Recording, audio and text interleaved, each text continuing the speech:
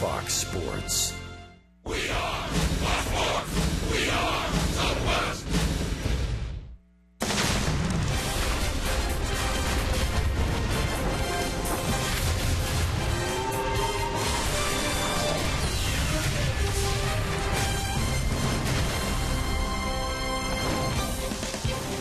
Texas Rangers baseball is presented by AT&T Uverse TV. Well, welcome once again to Kansas City, Missouri, Kauffman Stadium. A beautiful evening here in the city of Fountains. Tonight, it's Game 2 of this three-game series, your Texas Rangers and the Kansas City Royals.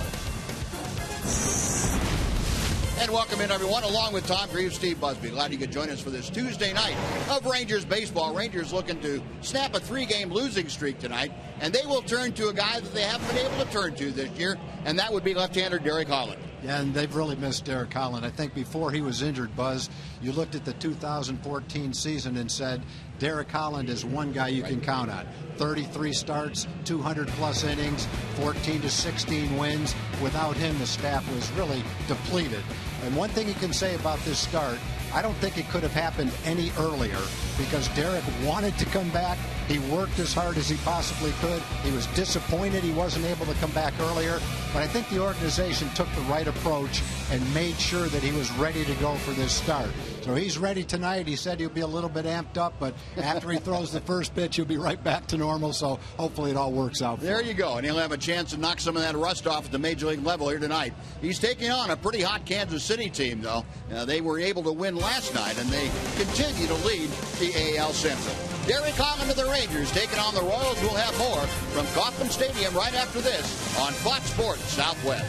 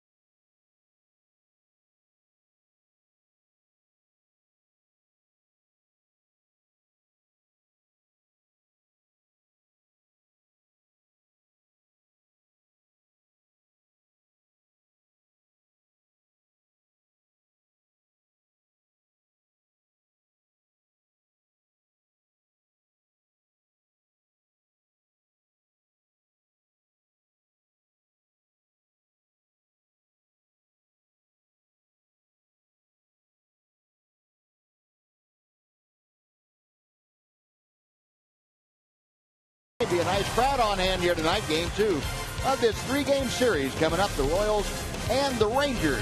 We will be back with the starting lineups and the first pitch right after this on Fox Sports Southwest.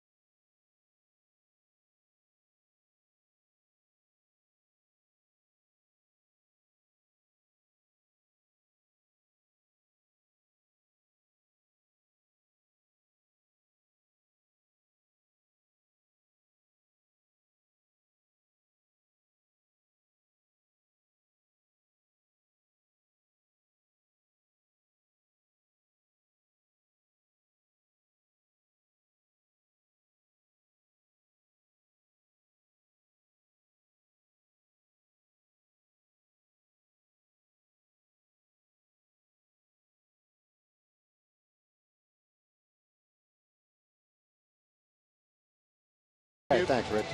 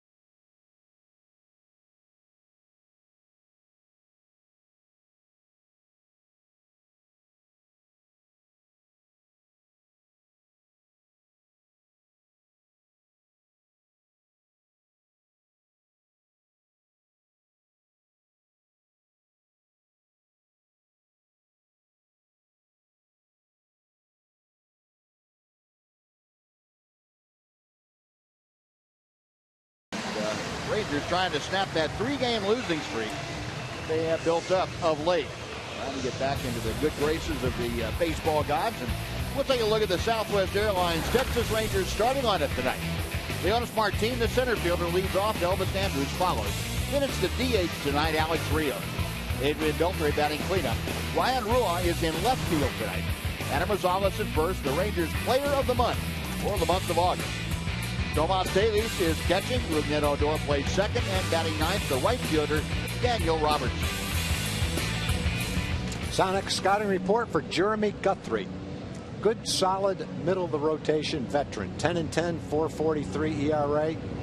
He's had 27 starts this year. A little bit prone to the home run, especially against left-handed hitters. He's been tough on righties, but left-hand hitters have had some success with a long ball. 3.54 ERA in his last 6 starts. Prior to that, he was struggling. And 2 starts ago, he had one of his better starts of the year. That was in Texas. He went 8 innings in that game, gave up 5 hits and only 1 run. He's one of those guys that generally goes through the season without being injured. He'll give you 200+ innings, and you can usually count on him to have an ERA around 4 and win you in double digits. Guthrie's had very much an up and down year. He's been running hot and cold and very little in between. Right now he's on one of his better streaks, although the numbers have been declining a bit of late. So maybe the Rangers will catch him at the right time and get him on one of the downstrokes. Take a look at the progressive defense for the Royals tonight. Outfield shows you with Gordon, Kane, and Aoki, left, center, and right. Hosmer at first, and Fontaine Escobar up the middle. Christian Colon just up from Double-A, getting the start at third base, and Salvador Perez catching. Well, Leonis Martin steps in, hitting at 271 as Jeremy Guthrie gets things underway with the first pitch a little bit low for ball 1. Martin with half a dozen home runs. He has driven in 35. Just 1 for 7 lifetime against Jeremy Guthrie, who fires a strike. Guthrie, very good sinker ball pitcher.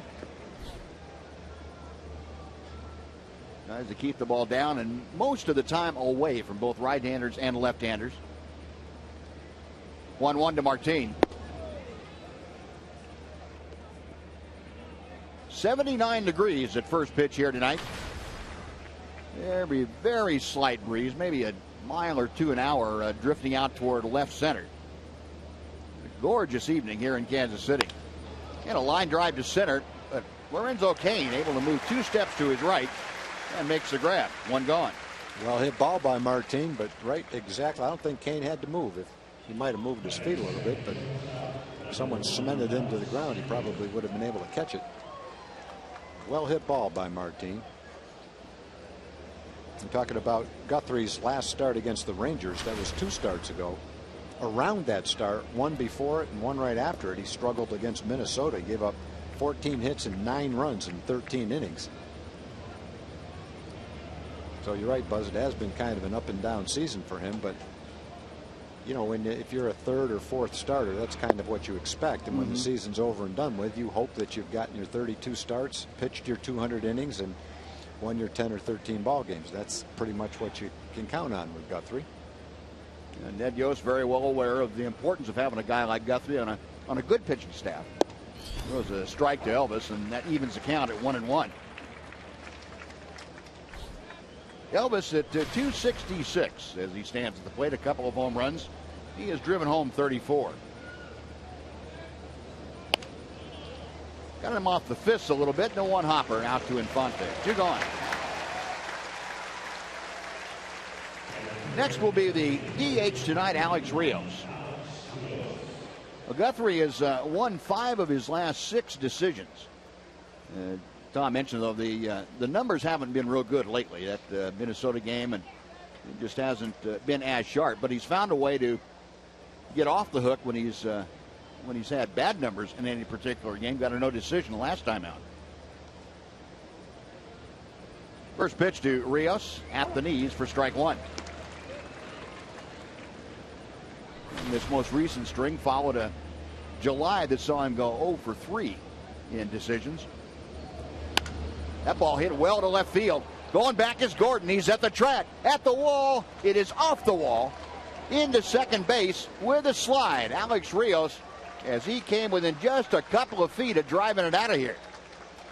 Well, the Rangers have hit a couple of balls like that. The one Elvis hit last night in the 1-run game against Holland, their closer, off the bat looked like a home run. He just wasn't quite strong enough to get it into the bullpen. That one by Alex looked like he hit this ball pretty well too.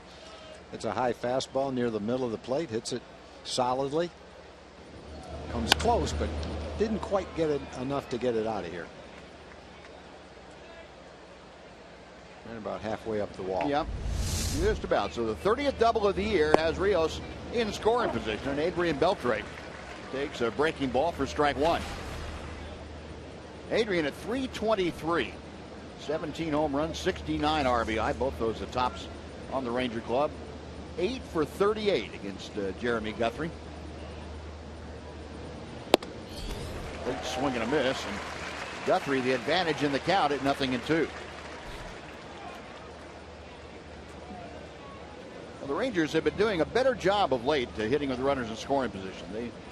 Even though the run production wouldn't tell you that, they've stepped up their batting in these situations. That's low and outside. Club 378 average in the last 6 games. Once you go back over the previous 78 games, they had just 221. So better, but not where they need it. 1-2 pitch. Got him swinging.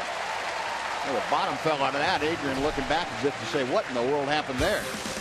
Rangers can't do anything with Rios' 2-out double. They leave a runner stranded. Happening in the books. Rangers nothing. Royals coming up.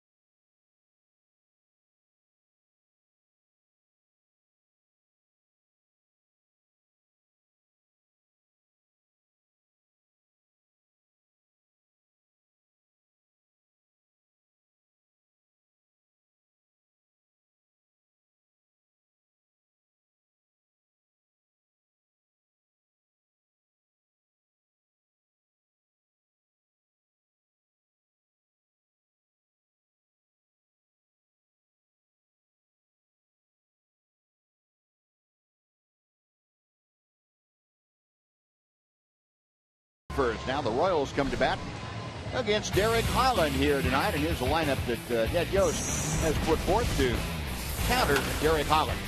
Nori Aoki leads things off. He's in right field. Omar Infante is next, and it's Alex Gordon, the left fielder. Salvador Perez batting cleanup and catching. Eric Hosmer at first. Billy Butler back in there as the DH tonight. Lorenzo Cain in center. Alcides Escobar is the shortstop, and Christian Colon is playing third base, batting ninth. Look at the Sonic scouting report for Derek. Obviously, this is his first start of the season. He's pretty much free to throw his pitches. He had 98 in his last rehab start. That was his most, but somewhere around 100 should be a fairly good number for him today. He's had 7 career games against Kansas City with a .467 earned run average. And the first pitch to Nori Aoki is in for strike one. Aoki a .263 average. He is 2 for 4 in his career against Derek Holland.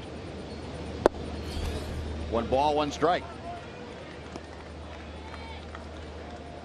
Derek Holland, the 27-year-old out of Newark, Ohio. Nice to see him back on top of the hill. That pitch low and inside. I know there's nobody happier than Derek Holland, though. Well, you know, one thing Derek has been saying all along, in fact, almost every time I see him quoted, he says this: I just don't feel part of the team. Mm-hmm. That's exactly the way it is when you're on the disabled list. No matter how comfortable you are around your teammates, you don't feel like you're part of them. And it's not that they don't treat you nice, but if you're not going out there, you know, in uniform, active, you get that feeling that you're just not part of the team. I know he feels great to be back now. Aoki chopping that pitch foul to keep the count at 2-2. Yeah, you're right. It's nothing that anybody else does to you or doesn't do to you. It's how you feel about it. Yeah, exactly. And you know, it's just real hard to go in and mix it up with the guys when they're battling and you're not. Exactly. Another 2-2 pitch instead. Aoki asks for time and backs out. Last start for Derek Holland last September. Pulled on the ground slowly out towards second. And Odor will throw out Aoki. A nice pitch by Holland to get the ground out. 1 away for Omar Infante. Take a look at the Rangers defense. It's delivered to you tonight by Fred Loya Insurance. Outfield this evening, Ryan Rua is first start in left field. Leonis Martin in center, Daniel Robertson in right. Adam Rosales at first. You saw Rougned Odor at second. Elvis Andrus the shortstop. Adrian Beltre at third, and Tomas Davies, he is catching once again this evening. Now, Derek Holland got that first hitter out of the way pretty easily with Aoki. And there's a shot by Infante down the left field line. That is going to be extra bases. Rua plays the ball back into second, but standing at second with a 1-out double is Infante. Infante ambushed Derek Holland going up there, that first fastball that he saw, and he ripped it. Yeah, he was feeling that Derek would want to get ahead of him with a fastball, which he did, upper part of the strike zone, and exactly right, Buzz. He was ready for it and turned on it.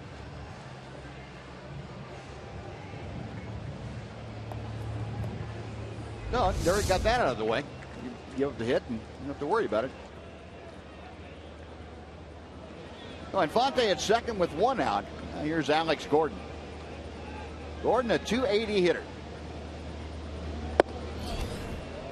He was going up there looking for that first pitch fastball too, and he got one, but it was in a pretty good spot.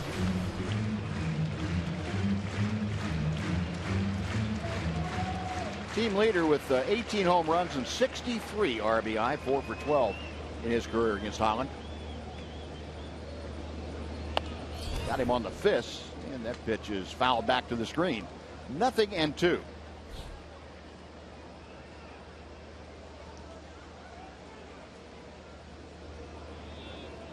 Derek Holland last worked on the 28th of September last year, worked against the Angels and threw 4 2/3 innings and a Ranger 7-4 win. 1-2 now to Gordon. 6 rehab starts for Holland. He split them up 4 with AAA Round Rock, 2 of them with Frisco. His most recent was on the 28th of August. Pitched against Nashville, went 5 2/3 innings. Gordon able to lay off that slow breaking ball, and the count evens now at 2 balls and 2 strikes. Gordon, pretty disciplined hitter.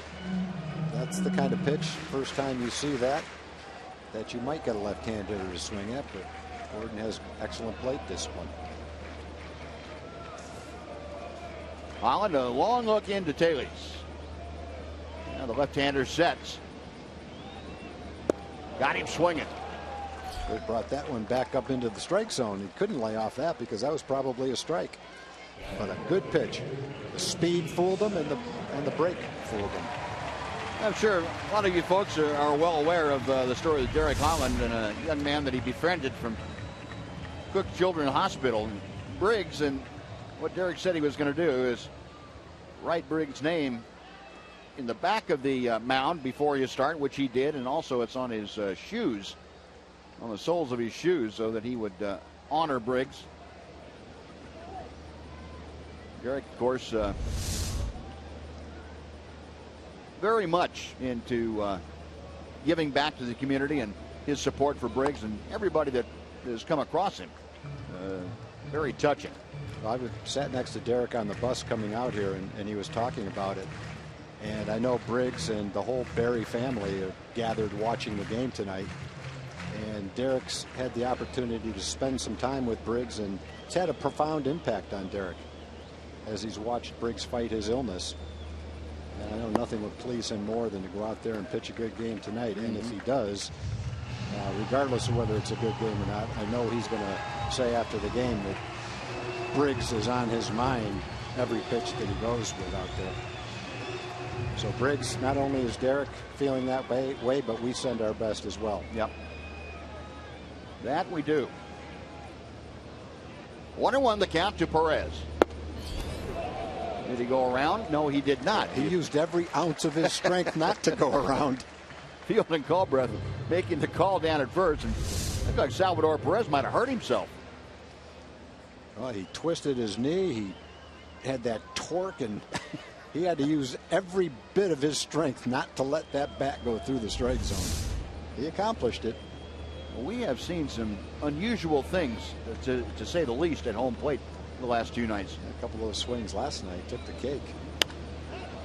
Fly ball off the end of the bat to left field. Ryan Rua in and toward the line, makes the catch, and that will do it. So, like the Rangers, the Royals get a double but leave a man stranded. We have finished 1 here in Kansas City. The Rangers nothing and the Royals nothing.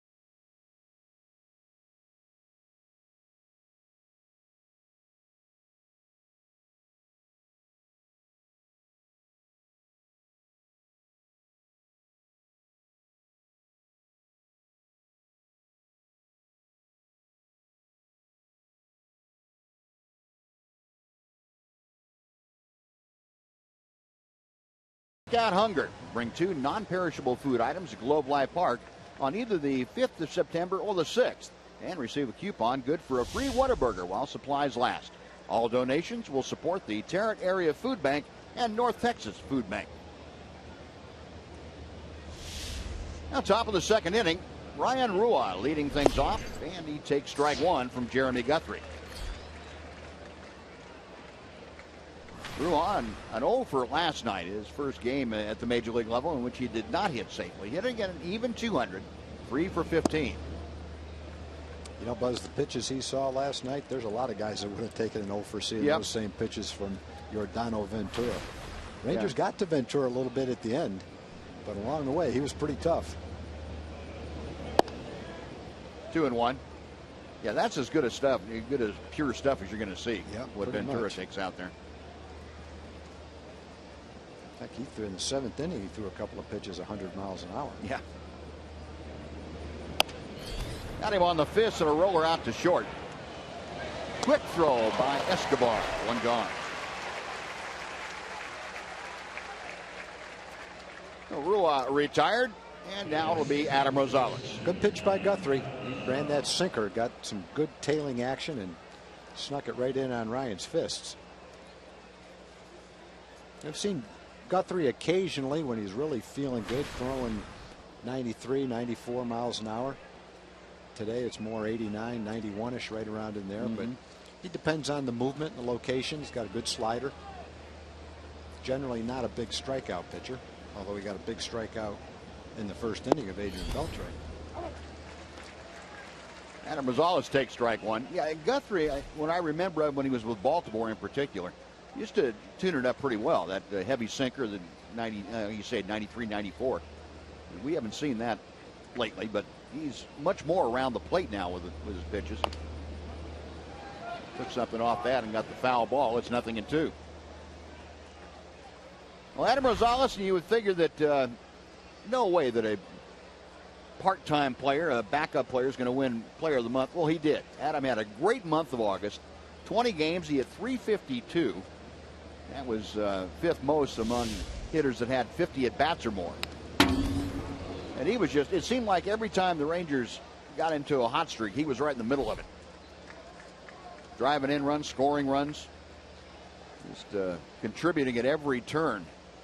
Great to see Adam get that kind of recognition. Yeah, he got off to a good start first week of April when he hit those 2 home runs in Chicago against Chris Sale. That kind of set the tone for him during the month. Lays off this slider, and it's 1 ball and 2 strikes. Our Jack in the Box pitch tracker showing you that last slider from Jeremy Guthrie, just a little bit wide. And that one's a little bit inside. 2-2. Overall, Rosales, as you saw, a .317 average with 3 home runs and 15 driven in.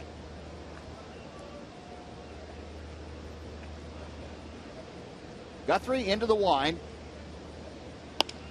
And Rosales loops one to center. That's going to be down for a base hit. So even though the calendar has turned, Adam Rosales has not shied away from being hot. Gets one to fall in there. A 1-out single has him aboard for Tomas Taylor. Yeah, we're talking about those 2 well-hit balls to left field. He had a well-hit ball to left field yesterday, too, over Gordon's head. Short hop the wall for a double. Yeah, Guthrie's got good movement on his fastball. Another one that he ran in a little bit, got inside on Adam just enough to make it hit off the handle, but he was able to get it out there for a base hit anyway. Adam almost caught flat-footed by Guthrie at first base. Guthrie very quick to the bases.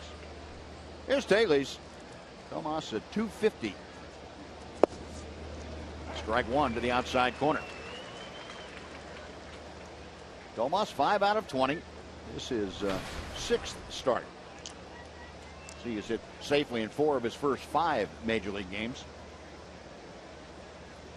Got Rosales at first with 1 out here in the top of the second.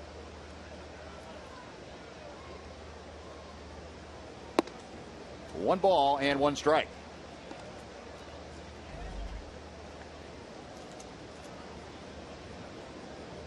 Daly's 1 for 4 in last night's ball game. He did ground into a double play. Royals turned a couple of double plays last night. Kept the Rangers at bay, especially in the early going. That ball is hammered but pulled foul down the right side. Well back into the seats. The count moves to 1-2.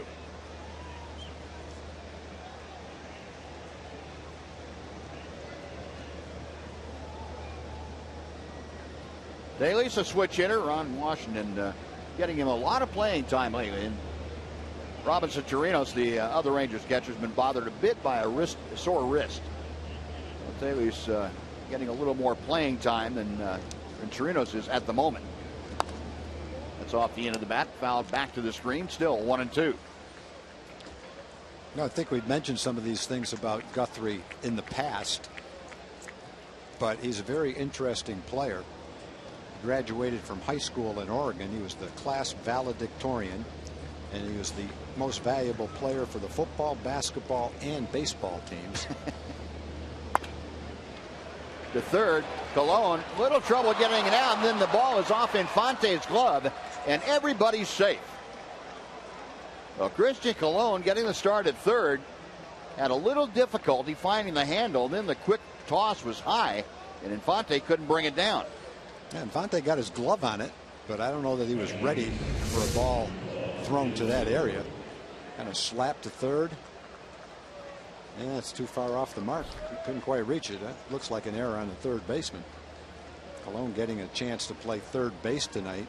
Moustakas is out of the lineup against the left-handed pitcher. That is going to be a fielder's choice and an error on the throw by Christian Colon. So first and second with just one out. Rougned Odor, a .248 hitter, stands in. Rangers trying to get on the board first here tonight. That ball hit well to center field, but moving to his left, Lorenzo Cain makes the catch. Tagging at second, moving to third. Adam Rosales staying at first is Tomas Teles. Boy, Odor hit that ball pretty square, but has nothing to show for it. Finishing up on Guthrie, he was picked by the Mets in 1997, but chose to go to Brigham Young and not sign.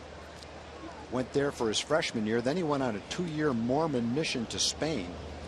So he didn't play baseball for 2 years. He came away without any baseball experience, but he came away fluent in Spanish. Then he came back and went to Stanford. He was a draft choice of the Pirates in the third round. Didn't sign, went back to school. And then he was drafted in the first round by the Indians. Somehow the Indians only had him for a couple of years, and they exposed him to waivers, and the Orioles picked him up. Yeah. That was a great waiver claim by the Orioles. Not a real good decision by the Indians to make him available for that waiver claim. So he's a pretty bright guy, great athlete. Robertson takes the pitch inside. That evens the count now at a ball and a strike. Daniel hitting at .303. No home runs, but 16 driven in. He has that 7-game hitting streak alive as he hits here in the second inning. Adam Rosales at third. Tomas Teles at first. Check swing. Did he go around? No, he did not. It runs the count to 2-1.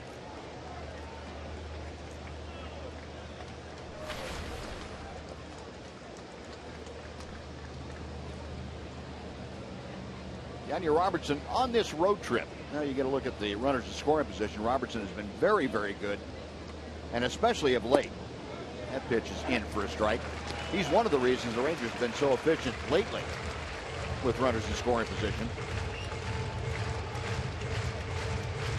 Jack in the box pitch tracker showing you that last one, just the upper reaches of the strike zone. 2-2. Guthrie working with 2 on and 2 out.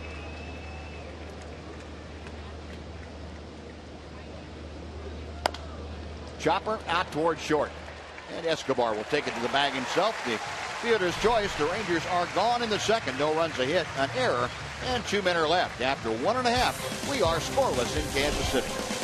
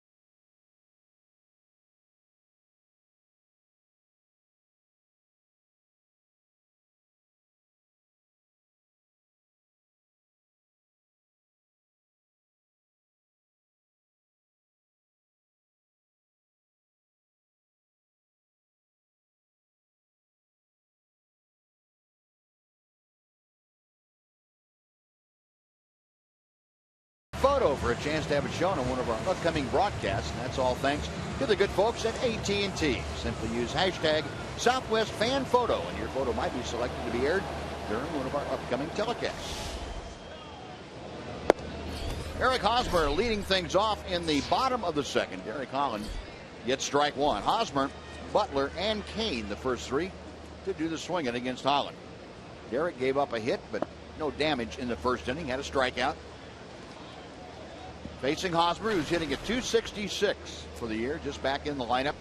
Mentioned last night, Hosmer missed a little bit over a month with that hairline fracture of that right hand. Be interesting to see if any of the Royals decide to bunt tonight and test Derek's rehabilitated knee.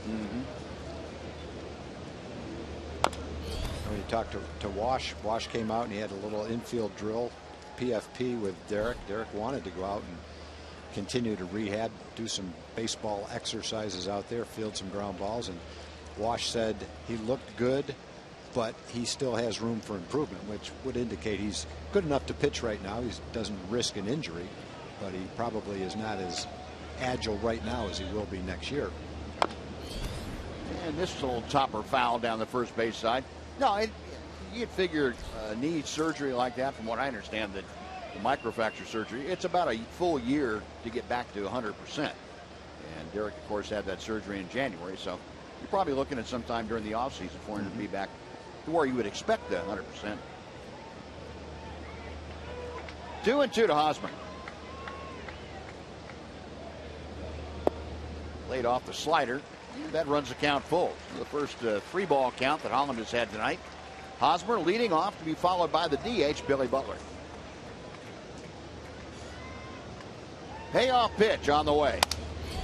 Got him on the fist, and the ball pulled foul. Big swing, but that ball didn't go anywhere. He put an elbow in that bat. I don't think it's supposed to have a hinge in it, is it? Well, the new one won't. Watch this. This is what you call getting jammed. Big swing, but kind of a splat when the ball hit the bat. I'll show you where it hit it. That's the classic way a bat used to break. Yeah. Instead of right in half with the end flying out toward the infielders. Hard hit ball, backhanded nicely by Beltre. Wrong guy to hit it to right now. One out. He's a human vacuum cleaner over there.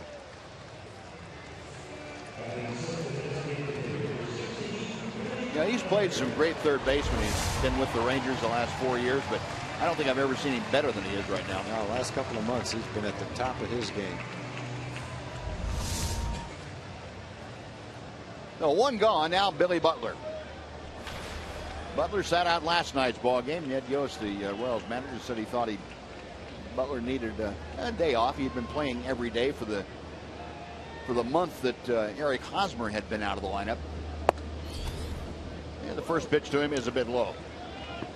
Butler at .273 overall with 9 home runs and 57 RBI. Brings in an 0 for 10, as you can see, with 3 strikeouts. 1-0 pitch. Like a straight changeup from Holland.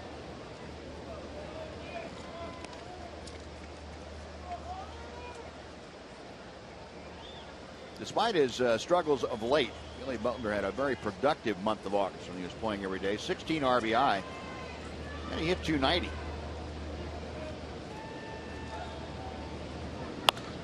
Hit hard, but pulled foul down the left side. 1 ball and 2 strikes. Well, if you just came out of nowhere to watch this one game, and it's the only game you'd seen all year, you wouldn't have any indication, at least from what I can see, that Derek hasn't pitched all year. No. Through 27 pitches, it looks pretty normal. And he jams Billy Butler. A little pop-up, shallow right. Ruben Odor there and make the grab. That is out number 2. Derek's fastball's been around 93 miles an hour, occasionally 94. He's thrown a couple of curveballs. He's thrown a couple of good sliders. He struck out Gordon with a slider. He got Perez to fly out to left field off the end of the bat on a changeup. So he's using all his pitches, throwing strikes, and has to feel pretty good about how he's looking so far in this ball game. Yeah, base is empty now. 2 outs for Lorenzo Cain. That first pitch catches the inside corner for strike 1. Fastball at 94 miles an hour. Cain a .298 average. Only less than a handful of at bats against Derek Holland. Just 1 for 4.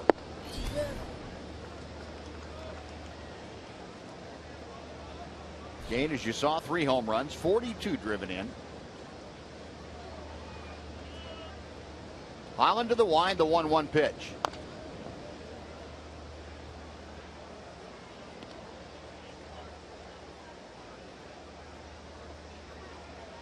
Derek facing a team in Kansas City that is second in the American League in batting average at .263. They're 9th in runs scored. Of course, the Royals the only team with fewer home runs as a team than the Rangers. Pitch high.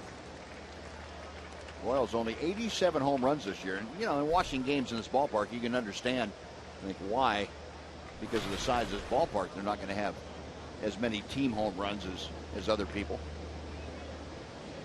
But their pitching is really what's keeping them in on things. Cain to right center, and Leonys Martin ambling over there, makes the grab, and that will do it. So Holland has retired 5 straight now as he sends the Royals down in order. We have finished 2. We are still scoreless at Kauffman Stadium.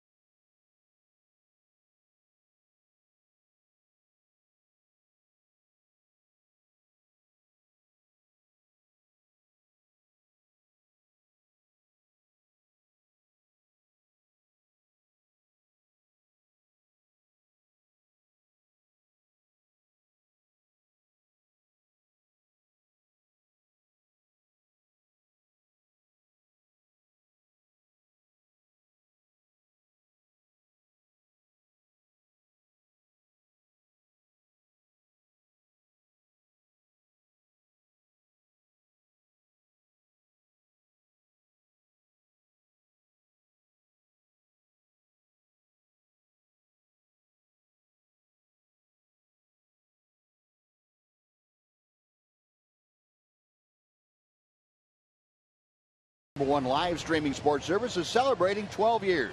Join the millions of subscribers and watch every out-of-market game live in true HD on over 400 devices. Visit TexasRangers.com for details.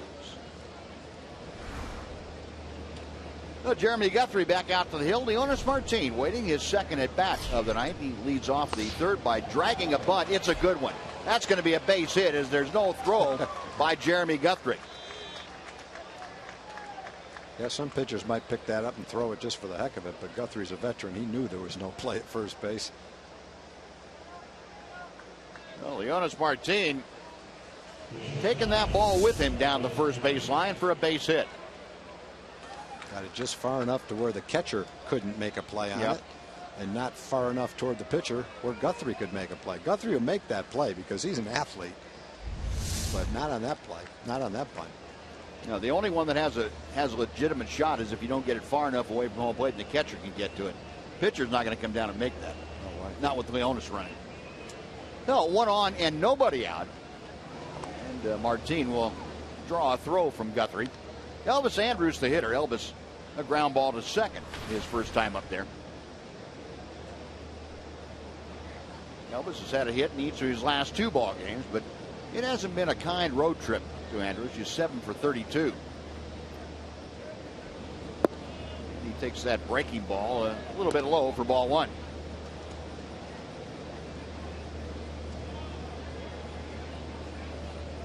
See that right side of the infield, a pretty good size hole with Hosmer holding Leonis Martin on it and Omar Infante up at double play depth.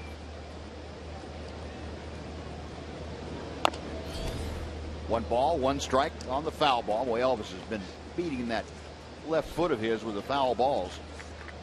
That's about the 4th time on this road trip that that's happened to him. This one, though, he's walking around a little easier than he was down in Houston the other day.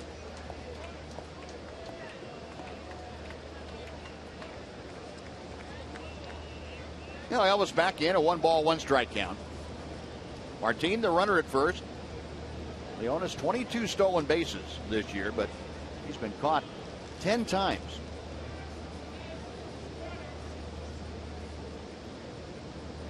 There goes Martin. The pitch is chopped foul. We'll reset and try it again. Boy, Elvis went after that. It looked like it might have been a hit and run. Elvis pretty adept at being able to tell which of the 2 middle infielders is covering second. Watch him go out and try to pull this pitch. Shortstop covering, and Elvis has gotten to the point where he can see that and adjust his swing accordingly. Didn't work for him, but it was the right idea. A 1-2 the count.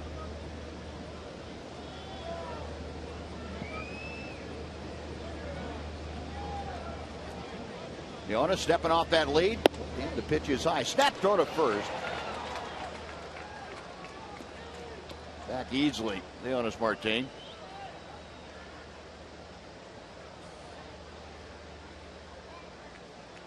Salvador Perez with 4 pickoffs this year. He is not afraid to use that arm of his, and it's a good one.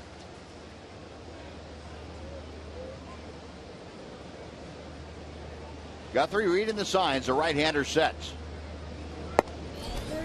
Inside. Well, the count is now full to Elvis Andrus.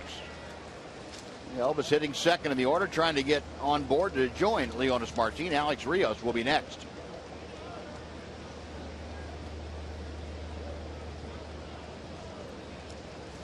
Well, Elvis has been double play prone, but not necessarily strikeout prone, so you would think he's running on the play. Ground ball right to the bag at second. Infante is standing there, contacting the bag while he fields the ball, and it turns in to a simple double play. Well, you've got the runner running to avoid the double play, and instead the ball is hit right on top of the base, so that the man covering the base, all he has to do is catch it and throw it. Isn't that something? There's good intention, yeah, to avoid the double play, and not much you can do.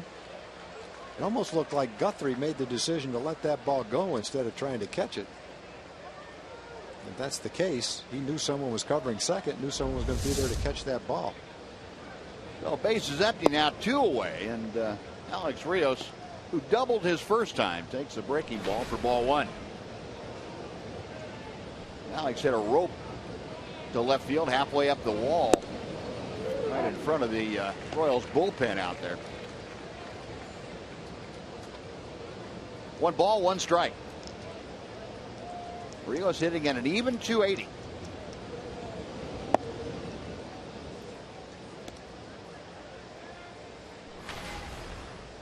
Alex last night 0 for 3 with a walk. 5 of his last 6 hits have been 2-baggers.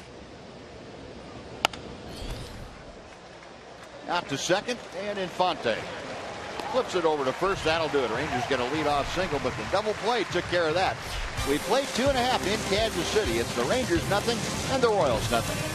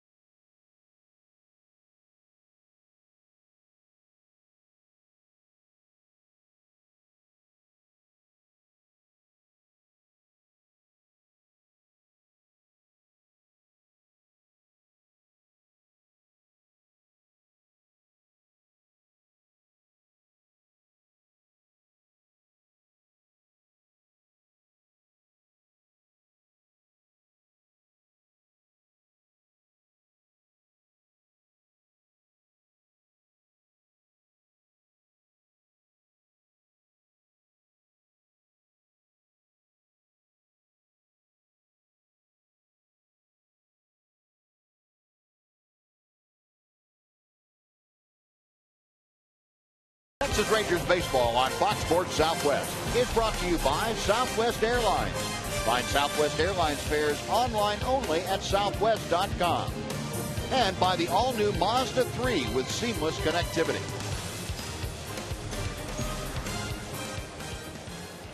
Alcides Escobar leading off the bottom of the third inning. Takes inside for ball one. Escobar, Colon, and Aoki. First three to face Derek Holland. Holland has now thrown 34 pitches in this ball game, 21 of them for strikes. This is high. It's 2 balls, no strikes. Escobar, a 277 average. Another one of the very speedy Kansas City hitters.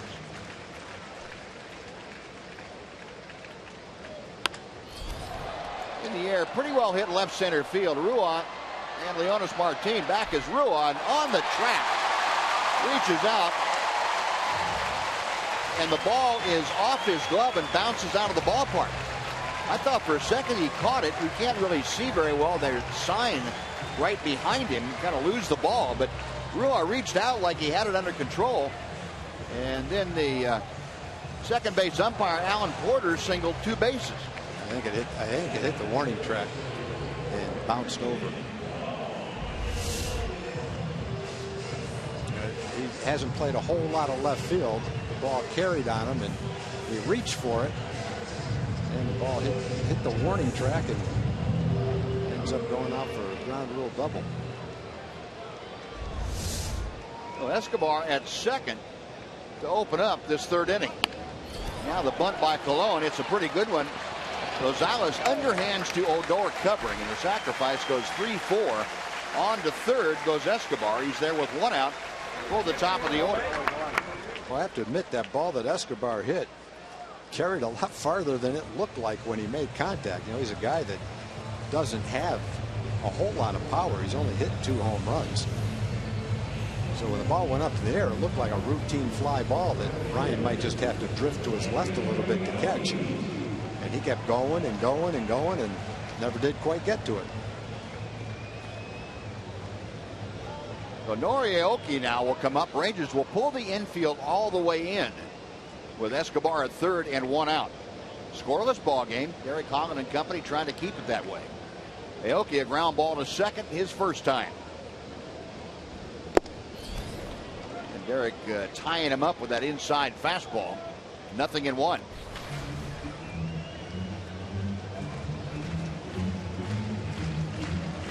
Aoki just a home run on 32 RBI this year. He is one of the best in the American League and hitting against left-handers. He's hit .339 against left-handed pitching this year. Little looper out to left field. Here comes Ruan. He slides it by him, and it will be extra bases. In to score as Escobar. To second is Aoki. And Ryan Ruan having an adventure in left field in this inning. He's had the kind of balls that will really test an inexperienced left fielder, and it's not that easy to play left field in this ballpark. There's a lot of room out there. You have to cover a lot of ground, so he's been tested going deep to his left, and now with a little slicing line drive toward the line. Both of them go for doubles.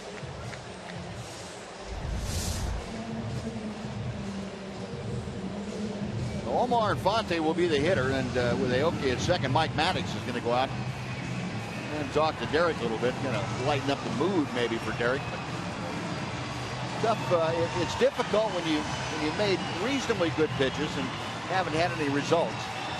You feel badly, especially for Ryan Ruan out there to be tested like that in a couple of difficult plays. And the 2 plays have turned into a pair of doubles.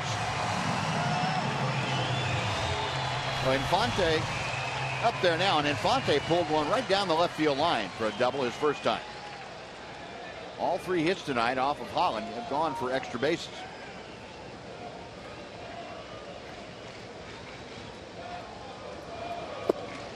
And the breaking ball hangs outside. 1 ball, no strikes.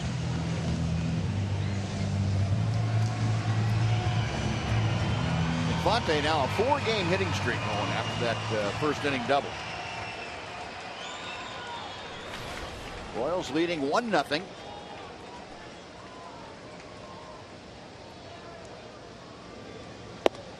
And 2-0 now.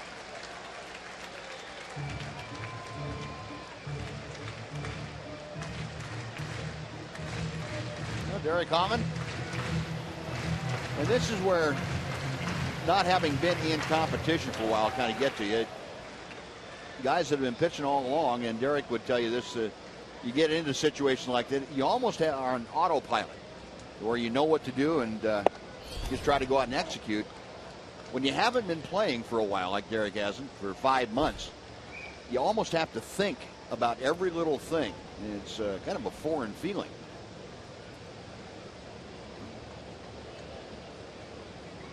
Got Nori Aoki at second base.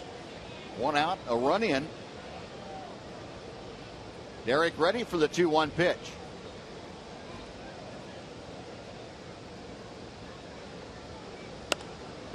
Off the end of the bat, right over the first base dugout of the Royals. And the count evens now at 2-2.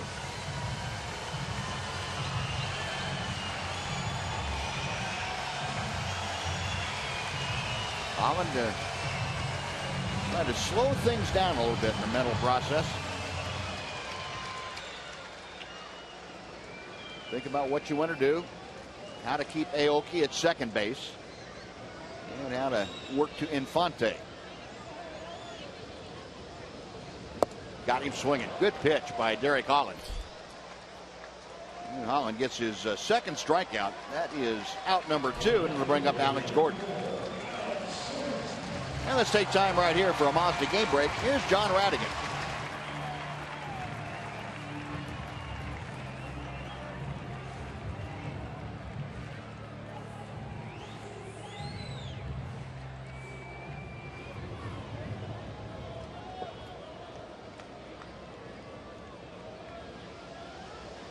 All right, John, thank you. In the American League Central standings show you Kansas City enjoying a half-game lead over those Tigers as we enter play here tonight. Alex Gordon takes off the outer edge for ball 1. Gordon accounted for the other strikeout that Holland recorded, the first one back in the first inning. Gordon, the team leader for the Royals with 18 home runs, 63 RBI. And that pitch fouled straight down.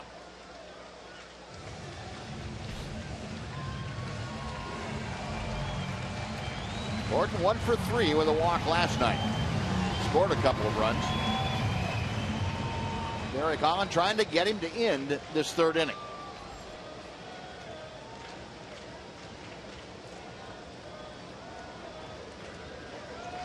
Left-hander nods in agreement. And the 1-1 pitch is fouled away. He's thrown Gordon a good assortment of pitches in both at bats. The slider, he's kept it down and away. Thrown the fastball up and in. Gordon's kind of caught in between.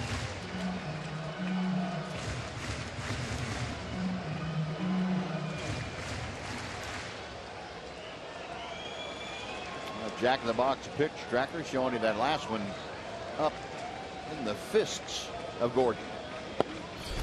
2-2 now.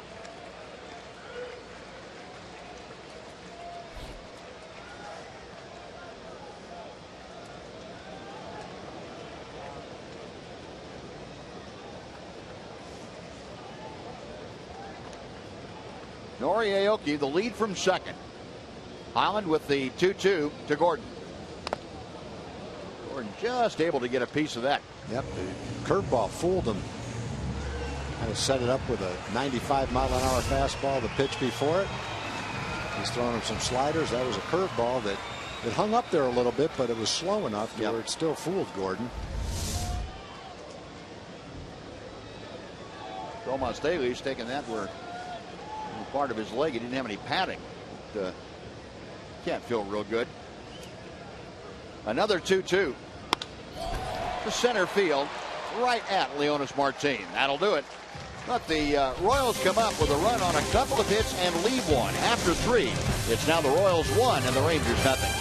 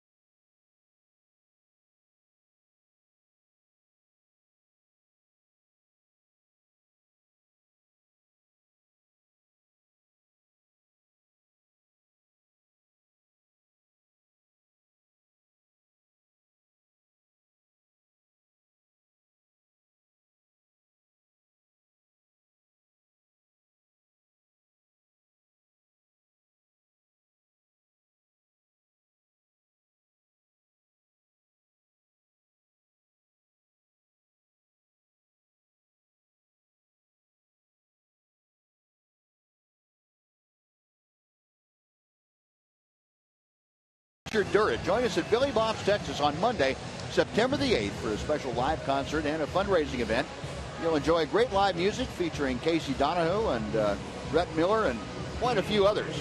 Bid on also on one-of-a-kind sports packages and memorabilia in both a live and silent auction. Log on to BillyBobsTexas.com to get your tickets, and for more information on the packages and memorabilia, log on to doitfordurrett.com. All the proceeds go to the Durrett Family Fund. And one of the guys that is going to be doing it for Durrett, the originators of the idea, Eric Nadell, has joined us. And Eric, I know this is a very important function, I guess, of all of us in the media community and all the Ranger fans that have so much enjoyed Richard Durrett and everything that he added to our community. And it's important for you to get the folks involved too. That's going to be great. You know, all the money goes to the Durrett Family Fund, so we can take care of Richard's kids, make sure they get their educations.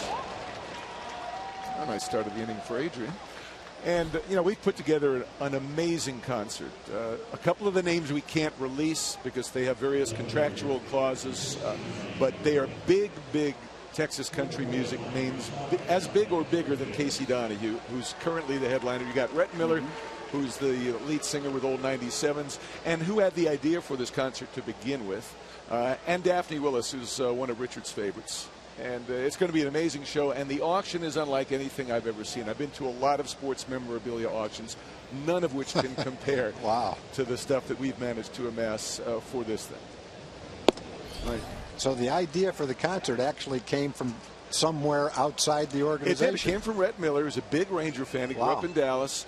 And he sent me an email the day after Richard passed away. He said, look, I never met Richard, but I read him, I listened to him, and hearing the outpouring and all the great things that he did, you know, why don't you put together a concert? You know how to do that. He said, I'll play. And that's how it got started. Wow. And then it grew from there. You know, Josh Frazier, the Rangers bullpen catcher, has a lot of contacts within the Texas red dirt country world. And, you know, he lined up a couple of them. Emily Jones jumped on board and, you know, offered to put all the details together and also help recruit some of the singers.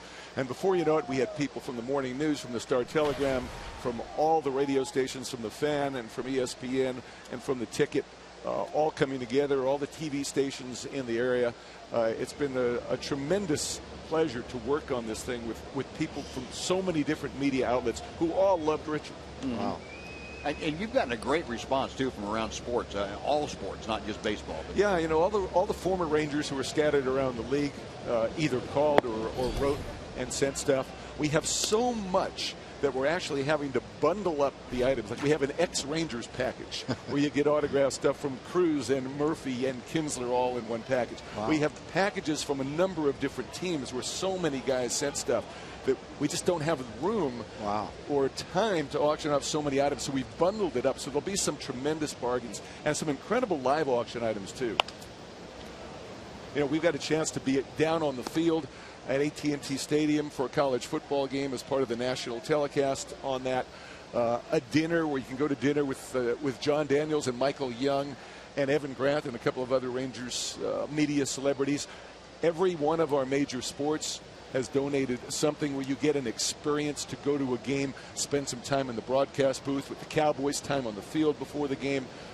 Just that you cannot buy at other auctions that have been made available for Do It for Durrett. And the other thing people need to realize, you know, the cost of the thing is $20. It's, you know, it's very inexpensive, even if you were just to be making a donation, you know, a $20 donation. But here you're getting a concert that's going to start at 7 o'clock and run till about 11 with some of the best names in popular music. And you're getting all these auction items that you can bid on, all for $20. If you wait till Monday, they'll cost you $30 for tickets at the door. But go to BillyBobsTexas.com, get them now. And that the whole thing starts at 7 on there? Is that when the concert starts at 7? Okay. Yeah. And doors open at 6. If you want to get in early, start bidding on things. That'll be at 6 o'clock. The music will start at 7 or just a little bit afterwards. Daphne Willis will start it. Some of you haven't seen Daphne. Get there early. She is unbelievable. And then Rhett Miller. And then the Billy Bob's All-Stars of Texas Country. They'll come on about 9 o'clock.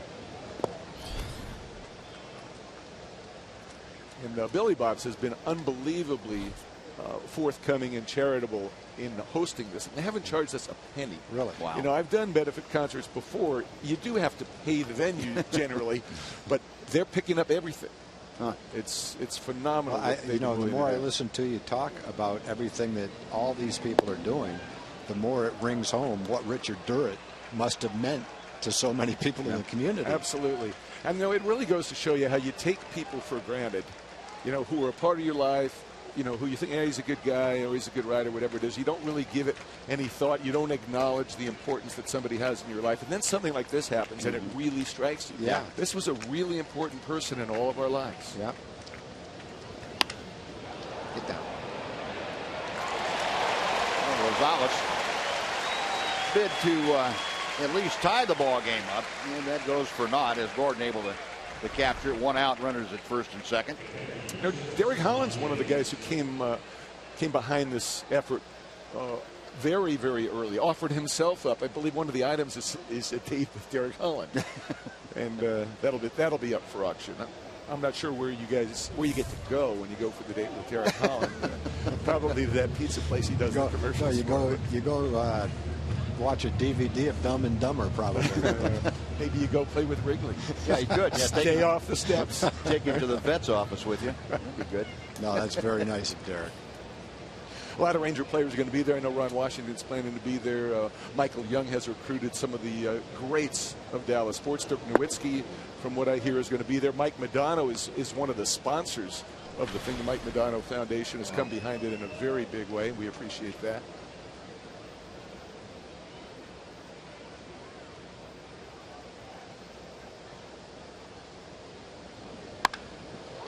Daly's turning on that, and just a little in addition too quick. to your concert, there's been so many other things going on. Jamie Newberg had the big function out at the ballpark that was successful, raising money. So it's coming from all different places. Yeah, we've got the strikeout cancer stuff tonight. Right. Did you guys put the T-shirts on? You guys No, wearing the we've got to T-shirts? get that out. We got the red T-shirt with the backwards K on there. I'll put that on.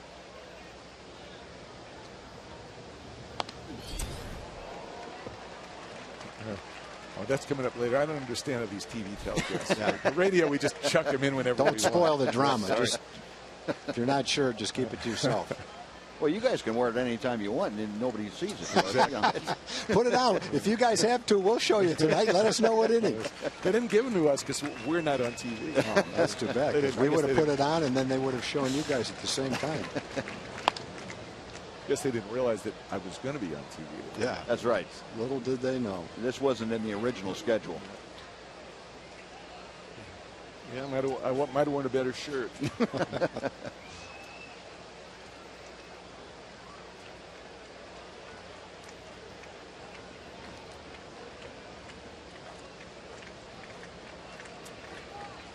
One-two pitch. Now 2-2. Okay, one more time. 6 o'clock, doors open at Billy Bob's. Right. On Monday the 8th. That's Right. next Monday. Concert will start at 7. You can 7. get your tickets now at BillyBobsTexas.com. Okay. Right through Sunday, and then Monday, I guess you can get them at the door for $30, but they're $20 right now.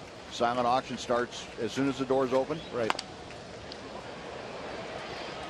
How'd you know the inning was about to end? Well, get that timing stuff Nice. going. Eric, thanks very much for joining us. Thanks for Appreciate having it. me. Look See y'all forward on to Monday. All right. Rangers gone, a couple of hits, but nothing to show for it. After 3.5, 1-0 Kansas City.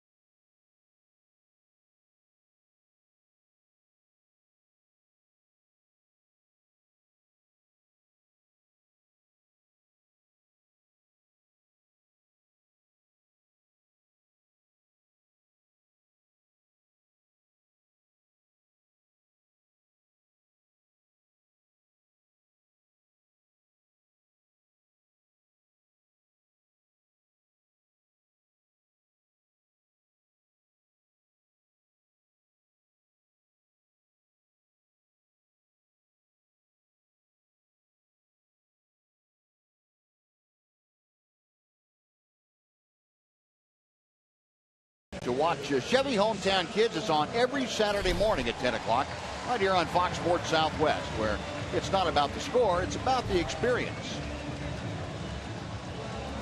The Rangers didn't have a great experience in the top of the fourth inning. Had the first 2 men aboard and ended up with a line drive to left and a double play grounder. All of a sudden, what looked very promising went for naught. A little cotton candy will help things get that sugar high going, bouncing off the seats. So Derek Holland out there to try and keep this a 1-0 Kansas City lead. He will face Salvador Perez to start things off. Perez to be followed by Hosmer and Butler for the Royals. Perez, a fly ball softly to left field, his first time up there. 1 ball, no strikes. That pitch for Derek Holland, number 74 of the evening. He was forced to throw a few more pitches, 51. He was forced to throw a few more pitches in that third inning than he cared to. Out to second, right there, Rougned Odor. 1 gone. So Holland gets Perez, and now Eric Hosmer will come up. Hey, Derek's been pretty sharp. He hasn't walked the batter. He struck out a couple, using all his pitches, throwing a lot of strikes. Now, Holland in his rehab starts got it up to 98 pitches in his last outing at 87, the one before that. So as Ron Washington said, there's not a pitch count on him, a hard and fast pitch count. He said we'll just see how he looks. But Derek has shown that he's in good enough shape to take it out there for 100, maybe 100 plus pitches tonight. And for the most part, that's kind of what they throw in their 19th or 20th start. Right. You know, very seldom do you see one of our guys go 118, 119 pitches. Usually it's 98 to 110 pitches, right around in there. 2 balls and no strikes to Hosmer. Ground ball to third, his first time. He was picked clean by Adrian Beltre. Holland's 2-0 pitch. Left center field. Rua into the alley and makes the catch. What do you think was going through his mind as he was tracking that down? I'm catching this ball no matter right. what. Exactly. I'm going to smash into the center fielder. I'm going to smash into the wall. Wherever that thing is, I'm not stopping until I catch it.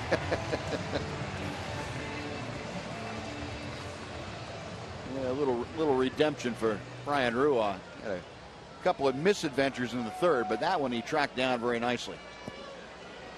2 outs now for Billy Butler. And again, you've said how big this park is, and as an outfielder, who, you know, he's played 15 or 20 games in the outfield in the minor leagues. That's about it.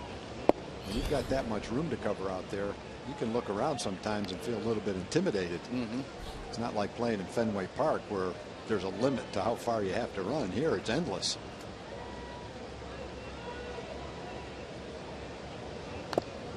Butler swinging a foul tip. 1 ball, 1 strike. Yeah, from alley to alley here, it's as big as Yellowstone, it seems like. You can go forever. Yeah. 387 to the power alleys and 410 to dead center. Butler now down on the count, 1 ball and 2 strikes. Good off-speed pitches by Derek tonight. He's used all of them. Slider, curveball, and a pretty good changeup.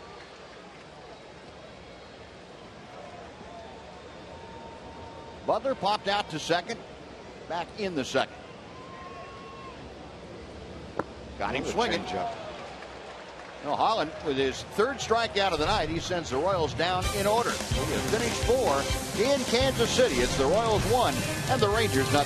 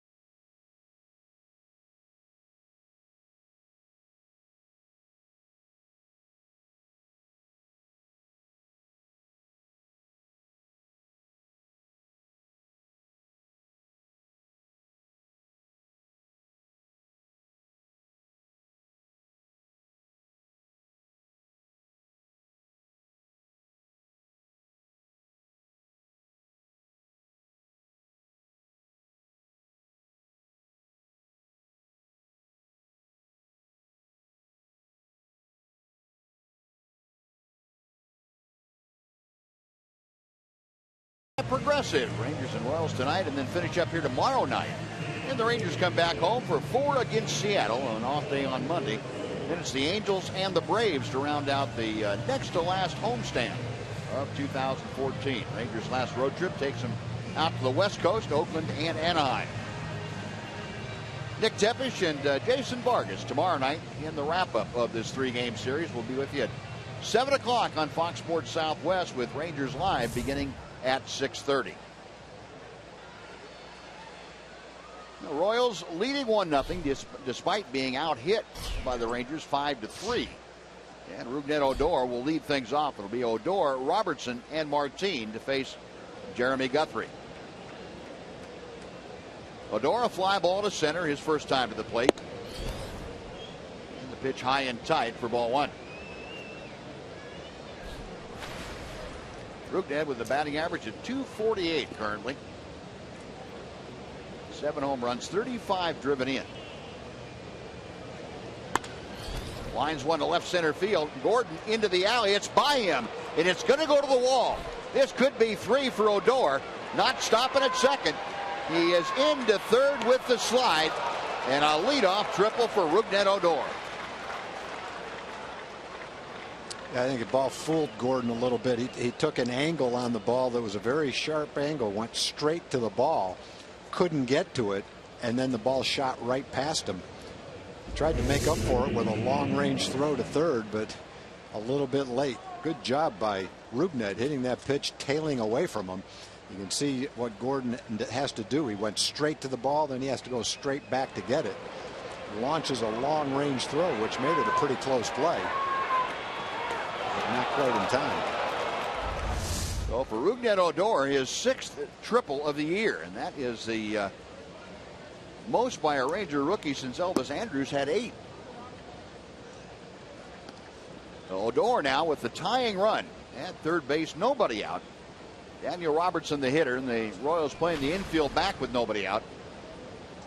Robertson grounded into a fielder's choice his first time up. Chopper to short, that'll get the run home. Escobar on to first, in to score Odor. Robertson thrown out, but he ties the ball game. It is now 1-1. Well, earlier today, folks, Eric Nadel mentioned it. It's Strikeout Cancer Day, and all the players, this is a function of the Players Association, all of them wearing the T-shirts with a backward K. Eric Holland and his teammates support the Clayton Dabney Foundation for Kids with Cancer. And each club, with their player representative making the choice, support a different cancer foundation. And for the Rangers, that was the choice of Derek Holland, their player rep. And all of us have these backward K shirts. And very nice. Yeah.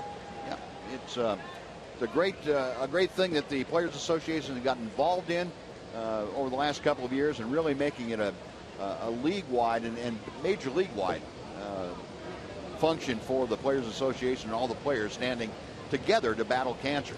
So, thank you very much, guys, for doing that, and for taking your position as being out there in the public to good use. Now, Guthrie's pitching a game where he's only given up 1 run, but he's given up some hard hit outs. That last ball that Martin hit to right field is about as hard as he can hit a line drive. And first time up, he had a line shot right straight to Kane in center field. The ball that Rosales hit last inning with no outs and 2 men on, line shot to left field, was hit very well also. A ball and 2 strikes to Elvis. Andrus 0 for 2. He has grounded out twice, once into a double play.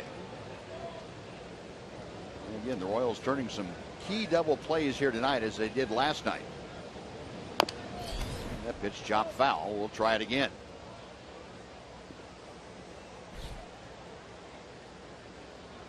Last night, the Royals turning 3 double plays. And tonight, 2 very important ones thus far.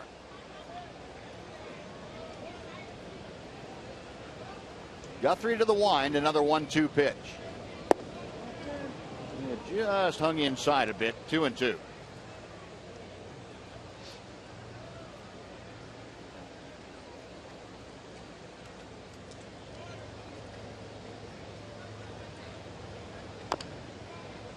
That's a little nubber that'll go on off foul, and we'll try it again at 2 balls and 2 strikes. Oh, this must have hit 5 balls like that so far in this game.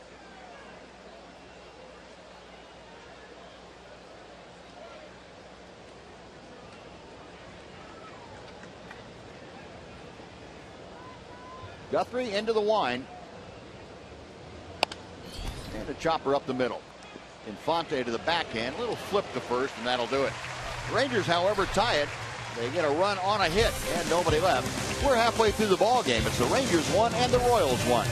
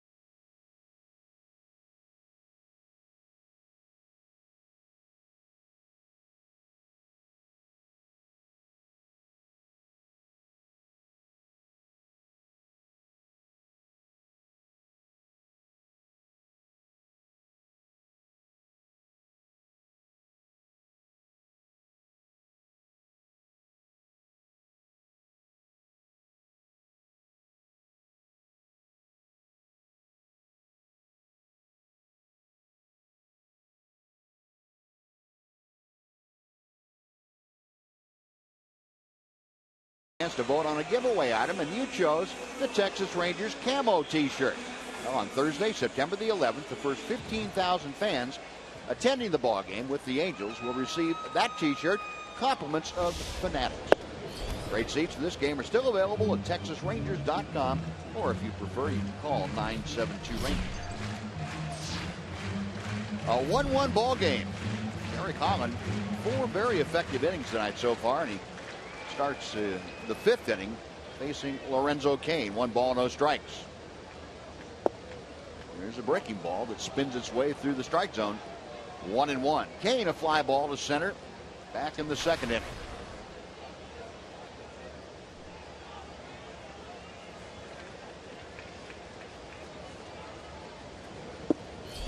Now 2-1.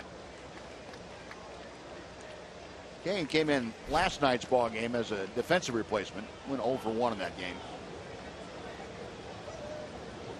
He has done some damage against the Rangers this year. Hard hit ball. Elvis a dive. He's up, throwing, not in time. What a shame. That's a beautiful effort play by Elvis Andrus. Wow. That's one of the best plays he's ever made right there, when you combine how hard it was hit, the dive that he had to make, and then probably as strong a throw as I've ever seen him make from shortstop. Watch how quick he gets up. He knows Cain can run, and he comes over the top with a bullet for a strike to first base, and Cain beat it out. Boy, man, that's as quickly as I've ever seen Elvis make that play. I agree with you. But Cain, of course, a great speed, and now he's very definitely a base stealing threat at first. He is on the team that is leading the American League in stolen bases. The Royals about 35 in front of the 2nd best team. Cain, 17 of his last 18. He had been successful, and that goes back to the 1st of July. So he is putting on the Jets over there. See the Royals in all of Major League Baseball, just 4 ahead of the Dodgers. The Yankees way down the list, but they are 2nd in the American League. Pretty good move by Derek Holland. Remember that Derek, until about 2 years ago, was picking off people right and left before he got around the league that, hey, you need to be careful. And the left-hander's working from the stretch, and you're at first base. Alcides Escobar, who doubled into left center field his first time, is up there. There's a swing and a miss on the breaking ball. Escobar led off the third inning with a high fly to the warning track in left center that Ryan Rua got back to, but just couldn't quite get it. It bounced and went out of the ballpark for a ground rule double. Escobar ended up coming around to score on the one-out double by Aoki. Tries to bunt and bunts through it. It is 0-2.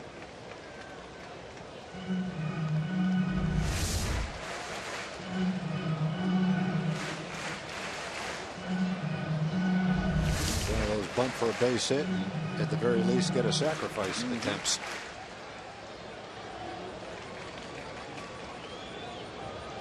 Holland okays the sign, and he will go first base way with a toss to drive Kane back.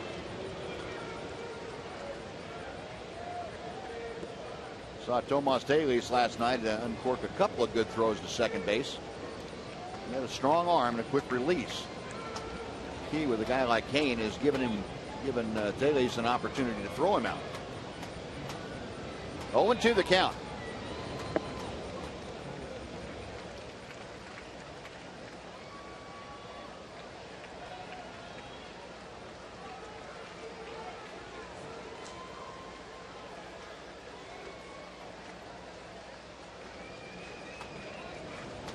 Derek Holland, his first major league outing of 2014, the 60th player used by the Rangers this year. That establishes a new major league record. Derek also the 37th pitcher used, which ties the existing major league record. And when either Michael Kirkman or Luis Alberto Bonilla gets into a ball game, that will set a new record for pitchers used. Rangers also, with Holland out there tonight, as the 14th different starter that they've used this year. Kind of like a revolving door is basically what it's been. Were they using that one pennant season? 6 starters, 7 starters? Yeah. It's pulled foul by Escobar. Yeah, 7. 7? Yeah, and I think all but 5 of those were spot starts. The other guys. They used 5 guys the entire year, and it's some 5 spot starts, I think, for the rest of them. But no such luck this year for Ron Washington's club. They've had to dig deep and dig often. Escobar waiting Holland to check a first. And a fly ball to right field. That's hit pretty well. Robertson, though, back with room and just in front of the warning track, makes the catch. Escobar's hit a couple of balls that have gone farther than you thought he could hit a ball. Not that that ball was a tape measure shot or anything, but it looked like a lazy fly ball to right field, carried almost to the warning track out there. That's the same thing that happened to the one that ended up going for a double. I think Ryan Rua kind of played it that way, like it wasn't going to go that far, and it just kept going and going all the way to the warning track in left center field. So Escobar's hit a couple pretty long way tonight. Mike Moustakas, who entered the ballgame defensively inning before last, now up there. Took over for Christian Colon. Moustakas at 206 with 15 home runs and 50 driven in. Holland a long look at Kane, and the first pitch is a strike. 0-1. Moustakas 2 for 4 with an RBI last night. He has done a number on the Rangers this year, hitting .429. This is the 5th matchup between the two teams.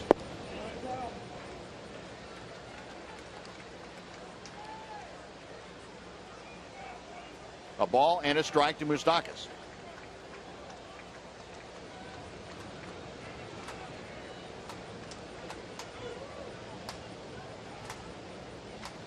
Holland, that letter high set. Moustakas chops one to Adam Gonzalez at first. He makes the tag or missed the tag. He must have missed him. Now they've got Kane in a rundown. And that was going to tag him out. That's a weird play. I thought he was going to tag him and tag first and trot right back into the dugout. Lorenzo King got caught in no man's land, didn't know where to go. So he just stood there. That'll do it for the Royals. We finished 5, 1-1 the score.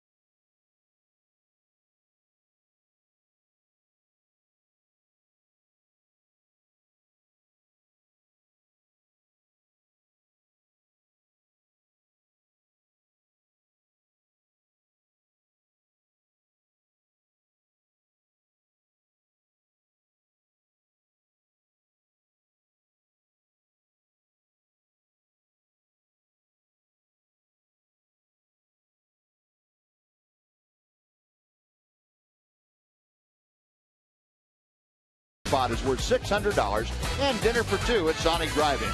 Tonight, the Rangers are hitting for Rosemary Schindler from Pilot Point. And if a Ranger hits a grand slam this inning, Rosemary Schindler from Pilot Point will win $25,000. You can register at any participating Sonic restaurant.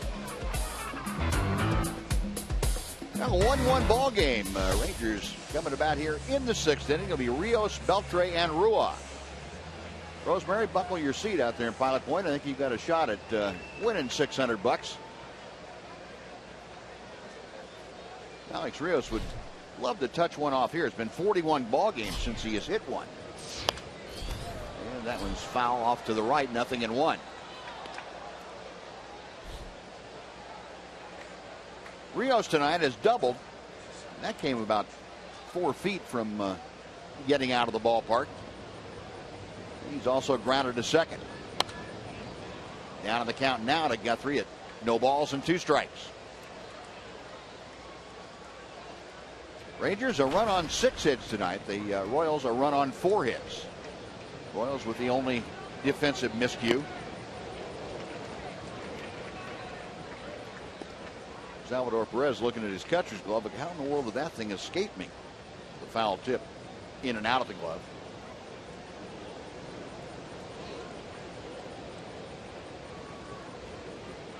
Guthrie again to the wind.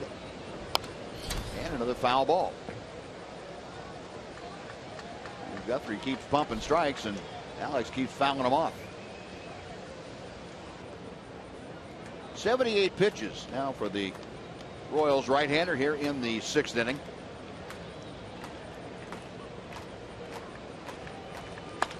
Up the middle, that is into center field for a base hit.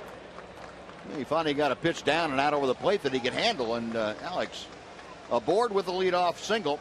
Now Adrian Beltre coming up. And before Adrian steps in, let's take time for a Mazda game break with John Radigan. John?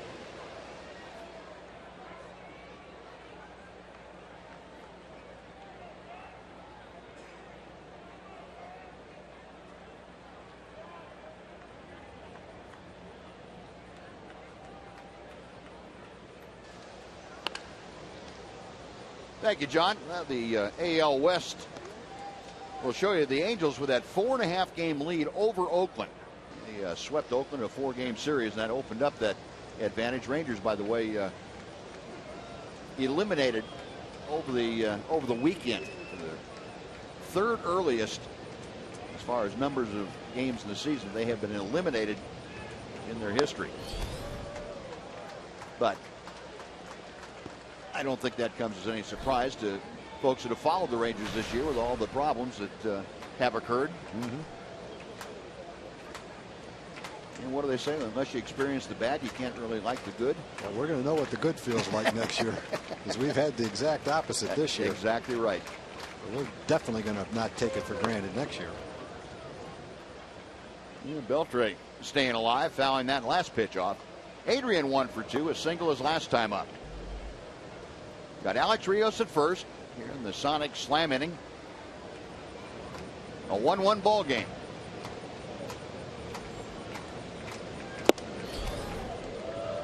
Now a ball and 2 strikes. Adrian extending his hitting streak against these Royals to 19 consecutive games. Since joining the Rangers back in 2011, Beltre has hit over 400 against the Royals. Now time called. Coming into tonight, he'd been a .402 hitter. He's 1 for 2 tonight, so that's gone up a click or two. Adrian waiting. 1-2 pitch on the fist to short. They get one. Return. Got him. And Adrian Beltre didn't think so. Hosmer made the big stretch. Ron Washington coming out of the Ranger dugout and looking back at the bench. Jim Bogart will get the word from Joey Probinski upstairs, and Ron Washington coming out. It looks like he'd gotten the word already that it might be well worth the challenge. He will run down, talk to the first base umpire, Fieldin Colbreth, who made that call. Hard to tell from that. That wasn't, at least to me, very obvious. Tom, did you? No, if I had to make the call, I would have said safe, but I'm not exactly positive about it. But I thought he was safe. Well, we're going to find out, because Ron Washington has issued the challenge, and I think from that replay, probably you're able to see that Beltre's foot looked like it was on the bag before the ball impacted the glove. Boy, that might be a tie. Yeah, that's a close one. It was pretty close. And again, the call on the field is out. Maybe in this angle you get a better idea. Let's see. Wow, I think it's a tie. Yeah, I think you're right. I think you're right. And the question is, the folks back at the Replay Command Center in New York, is there clear and convincing evidence to overturn the call on the field, which was out initially? And you'd have to say almost from that, no, there's no clear and convincing evidence. It's tough.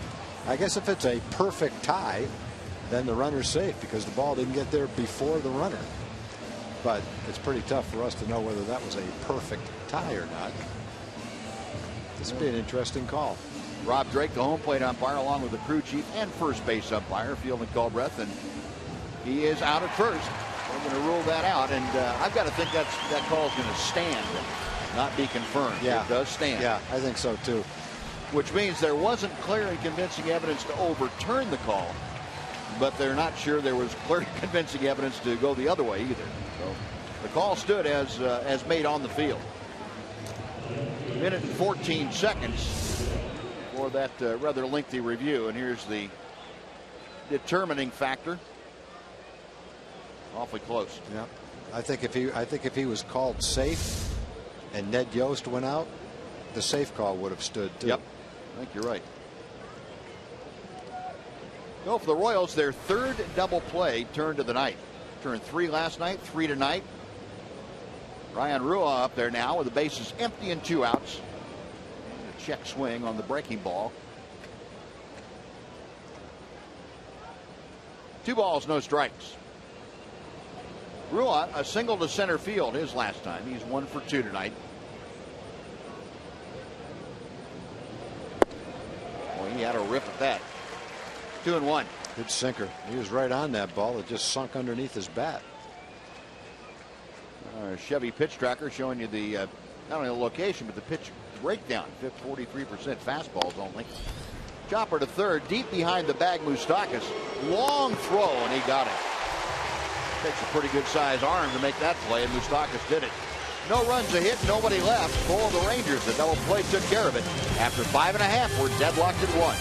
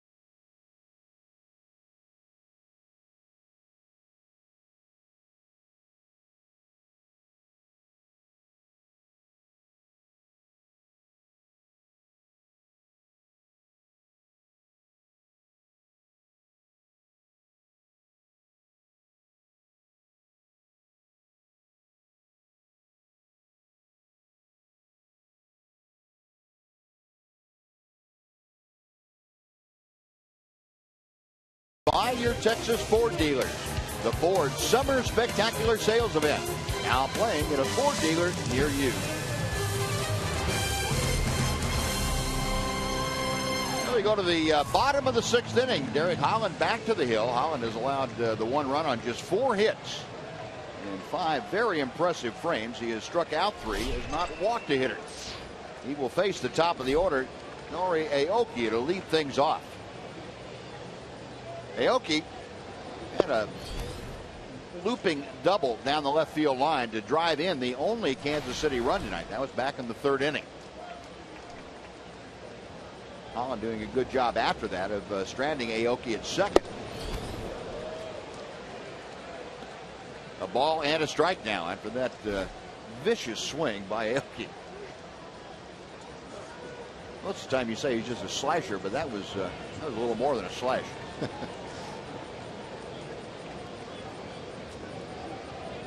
Aoki, of course, very good speed, so the Rangers playing him accordingly on the infield.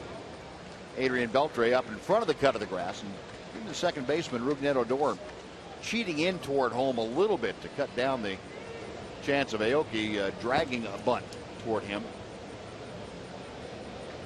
2-1 pitch from Holland to left field.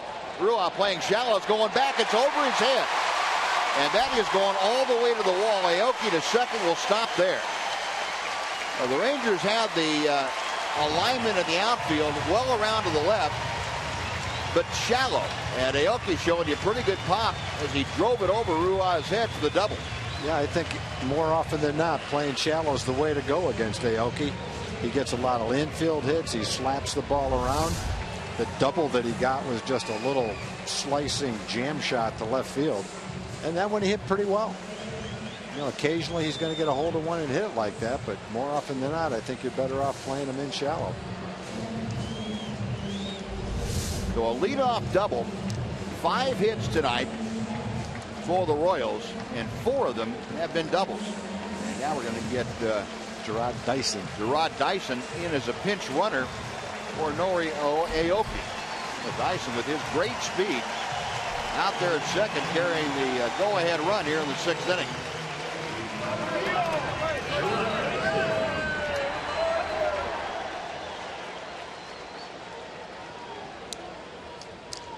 Omar Infante will be at the plate. Infante 1 for 2. He has struck out and doubled. The double came back in the 1st. And Dyson with 30 stolen bases out there at second. Holland will check him. fly ball right center field. Leonis Martin getting over to make the catch. Dyson thinks about maybe taking off, but thinks better of it. Yeah, I think Leonis's reputation is well known around the league, and there aren't many guys faster than Dyson, and even he didn't try to go to third on that one. Well, that is a very important out number one for Derek Holland. Infante was trying to hit behind him. He just got the ball up in the air, and fortunately for the Rangers, Dyson remains at second base. Elvis Anderson to have a couple of words of encouragement for Derek Holland. Alex Gordon now will step to the plate. Gordon 0 for 2, a strikeout and a fly ball to center.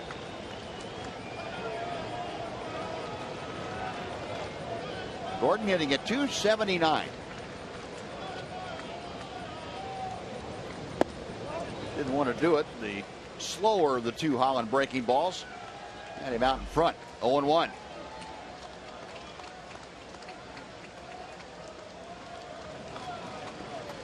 Holland facing the 5th best hitter in the American League with runners in scoring position. That's Alex Gordon. .333 Gordon's average.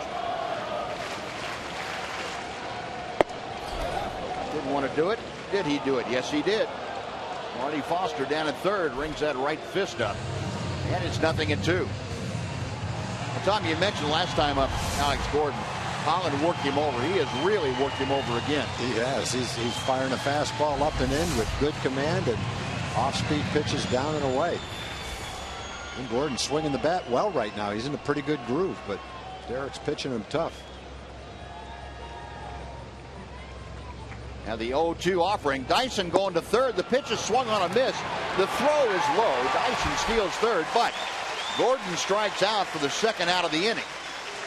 And you could see Adrian Beltre. He wasn't even thinking about the tag.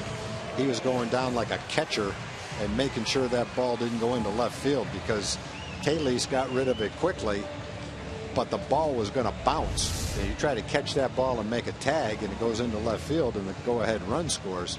Not an easy ball to throw. It's a slider down and away. Gets the strikeout. Watch Beltre. Beltre just goes down and smothers that ball one way or the other. And Ron Washington has the opportunity now to go out and have a Derek Holland chat. He hadn't had this chance all year. He's going to go out there, and nobody up in the bullpen.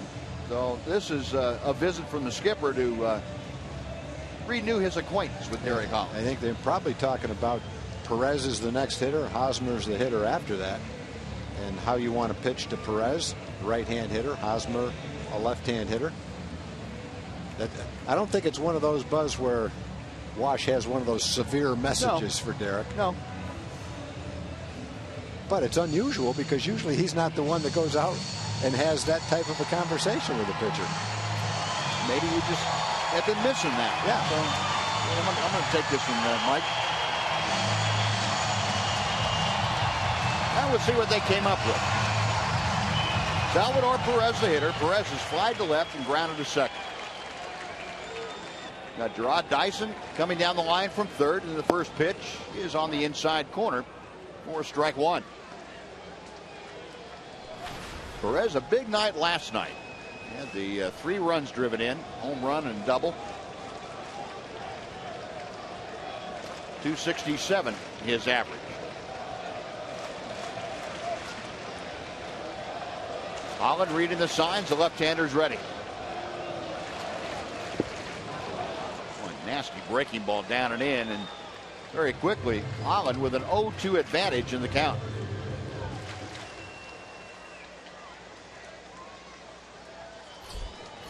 Perez is an aggressive hitter, and I think Derek's taking advantage of that right now. Perez only walked 21 times. Doesn't strike out very much either. He's one of those guys that makes good contact, but he will expand the strike zone. That just a little setup pitch, that high tight fastball. Gives you the chance to go back down with the breaking ball if you want to, or back that fastball up with another one high and tight. Gerard Dyson at third base. He's the pinch runner. After the stolen base, he's there with 2 away. 1-2 pitch. We'll try it again. Derek's doing a great job. I'm thinking that he and Wash discussed if we're going to pitch to Perez, we're not going to give him anything good to hit. And Derek's doing a pretty nice job of just that. Pitches that aren't good to hit, but they're close enough to get Perez to swing at.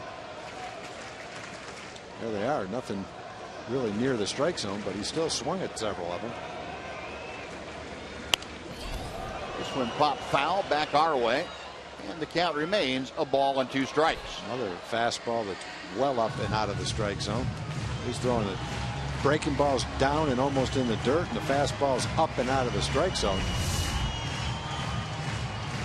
And Perez, again, it makes a lot of contact. He's able to foul those pitches off. A lot of guys, that same combination, if you swing at him, you're not going to hit those pitches. But he's only struck out 64 times. Been up 484 times. Today's game, that's pretty good.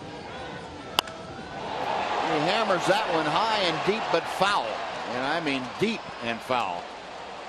Well, that one got a little bit more up than Derek wanted to. It did, and that's what Tomas Talis is going to go out and say, hey, let's not come back with that pitch in that spot.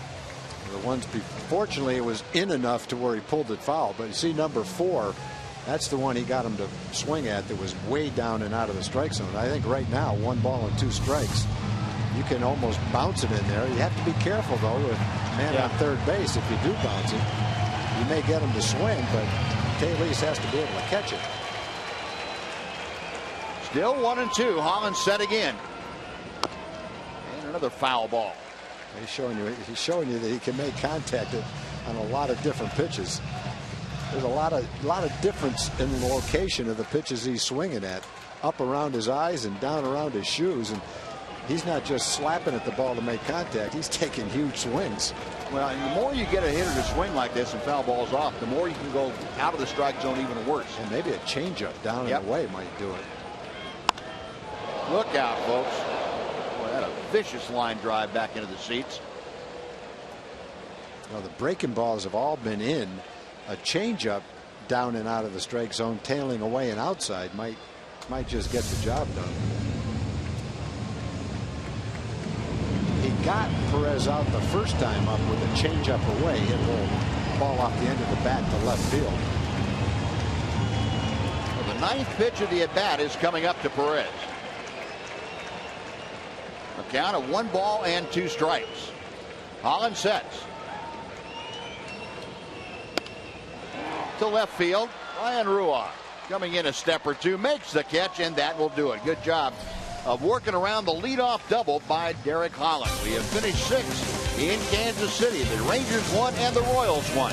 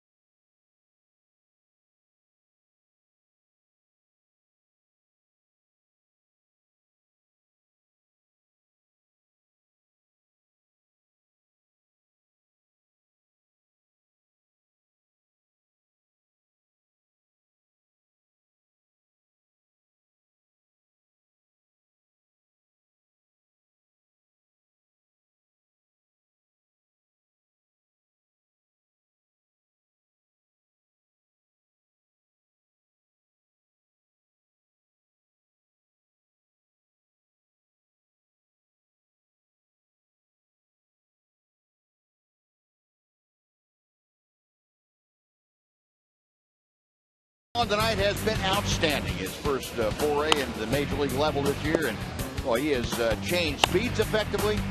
He has been on both sides of the plate almost at will, and a very good sharp breaking ball.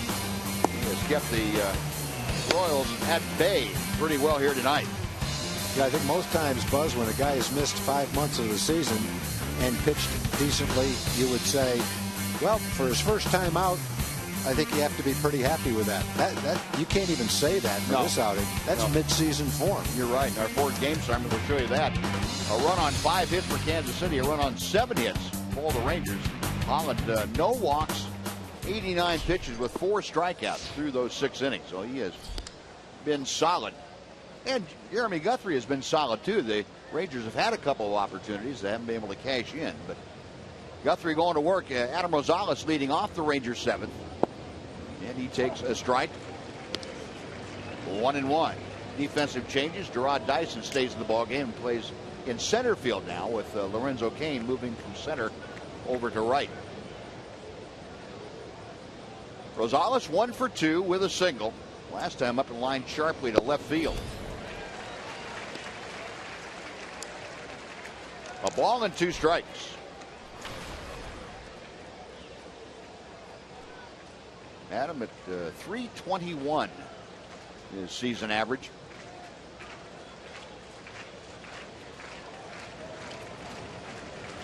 The 1-2 pitch. That evens the count. Jeremy Guthrie, 92 pitches so far tonight. Only had the 1 inning where he went over 20 pitches, 21 in the second. Other than that, he has been fairly consistent. Into the wind for the 2-2 pitch. We'll have to try it again.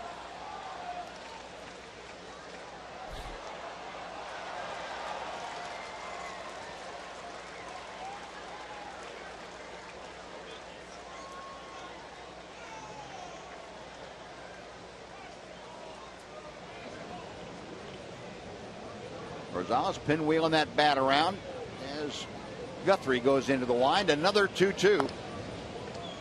Another foul ball. The Rangers trying to get their leadoff man aboard for the 5th consecutive inning. Started back in the 3rd. But double plays have really put a crimp in their style. It was only the leadoff triple in the 5th that produced a run. Rougned Odor was driven home on a ground out by Daniel Robertson. Chopper slowly hit to 3rd. Moustakas across the diamond, 1 gone.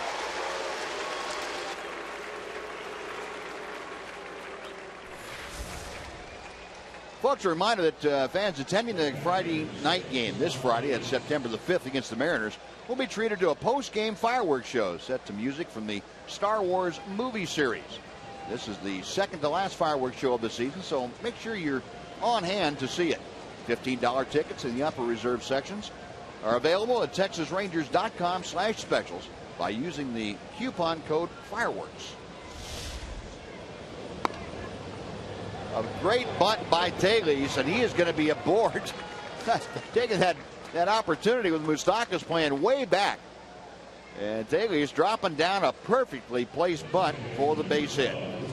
Well, they got a catcher like Gerald Laird. Remember how Gerald Laird could drop that bunt down? Yep.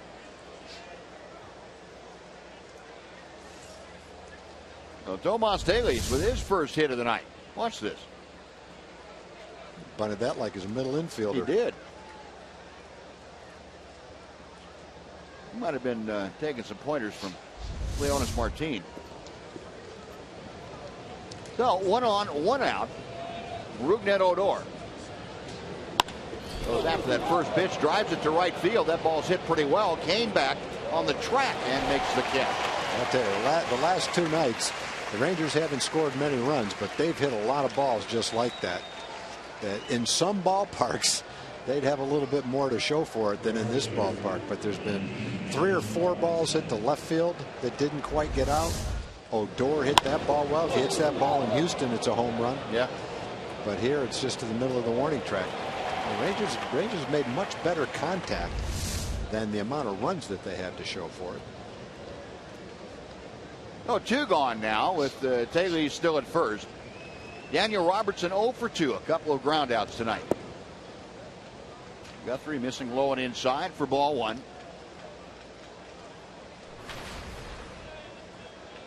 Robertson drove in his 17th run of the year with an infield grounder in the 5th inning.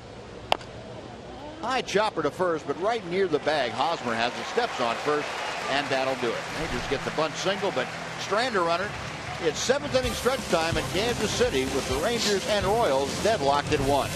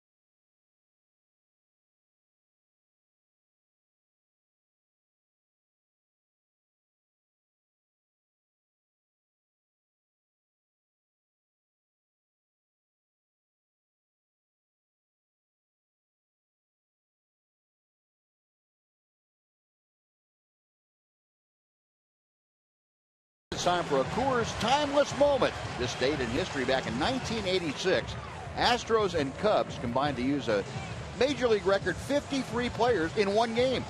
Astros win 8-7 on Billy Hatcher's 18th inning home run off Cubs rookie Greg Maddux. Take you back in time to 1986 for that. Well, Derek Holland is coming out for the 7th inning. We ought to have another shout out for Briggs Berry, the young man Derek befriended over at Cook's Children's Hospital.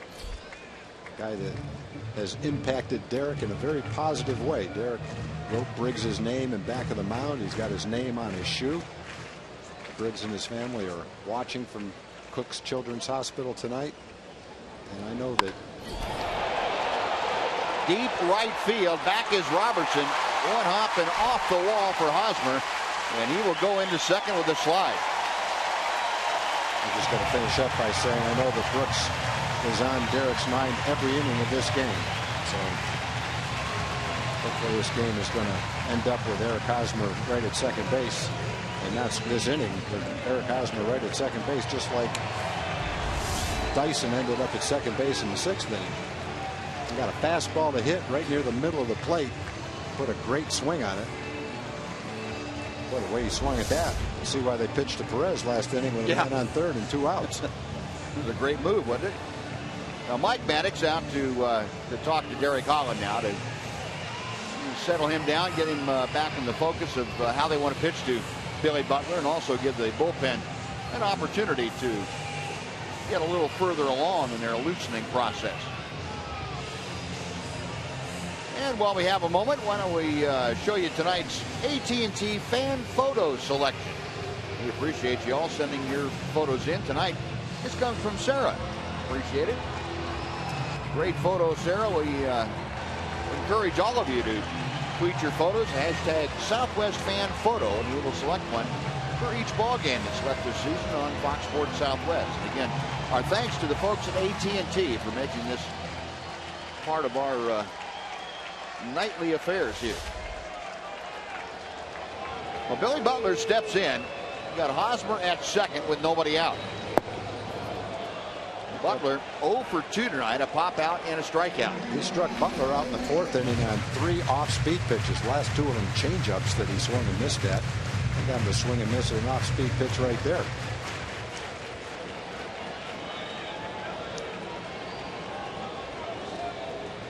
Holland stepping back off the pitching rubber, now back on, reading the signs from Tomas Taylor. The 0-1 pitch coming to Butler. Nice job by Taylor to keep that breaking ball near home plate. 1-1.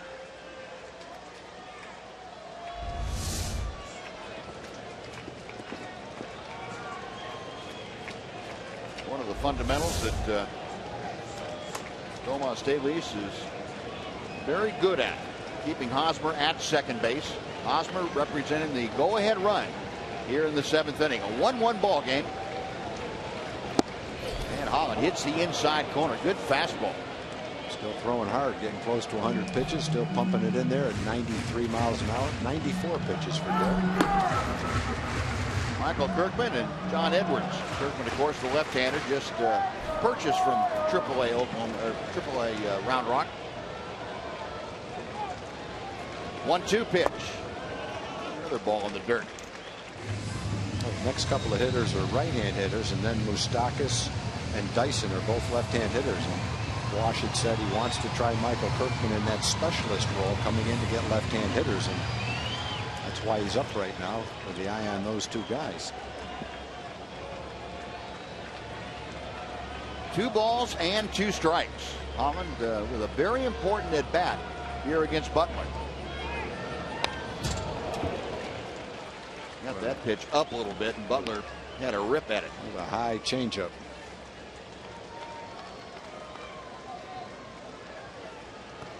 Derek has allowed 6 hits through the first 6 innings, plus 1 hitter. 5 of them have gone for doubles. Just 1 single in the group, and that was an infield single. The left-hander ready once again. Got him swinging. Pitch in under the hands of Billy Butler, and a big strikeout. Or Derek Holland, 1 away. He has pitched Butler tough tonight. He's given him a little bit of everything, but a pretty good dose of breaking balls. That was a slider down and in. Just kept coming and coming and coming, and Butler couldn't lay off it and didn't really come close to making any contact with it either. So second straight inning that the Royals have had a leadoff double, and the second hitter could not move him over to third base. Now here's Lorenzo Cain, who had the infield single in the 5th inning. And he is over the top of that breaking ball. 0-1. If Derek had been in the rotation all season long, you'd be saying he's at the top of his game tonight. Some of the best assortment of off-speed pitches we've seen Derek have, and there's no sign of any kind of indication that he hasn't pitched for 5 months. He is at the top of his game. He really is. He is. But I mean, we'd be saying that even if he'd been in rotation all year. There's no recognition at all to the fact that it's his first start of the year. You don't need to.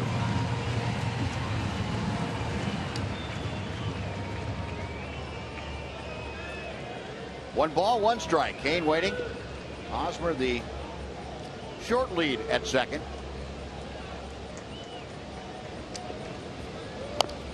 And a chopper foul. It's 1-2.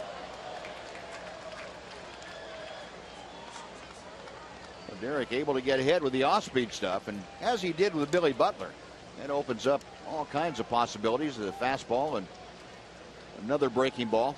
I'd try that same fastball that we had him swinging at last night, the one that was up and in, almost hit him in the shoulder. Oh, Wasn't that him? Was that Cain? Yeah.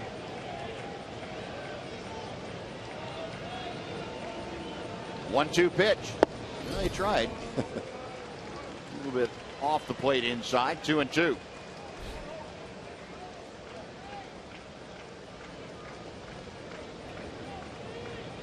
Our pitch tracker showing the steady diet of pitches down and in to the right-handed hitting Lorenzo Cain.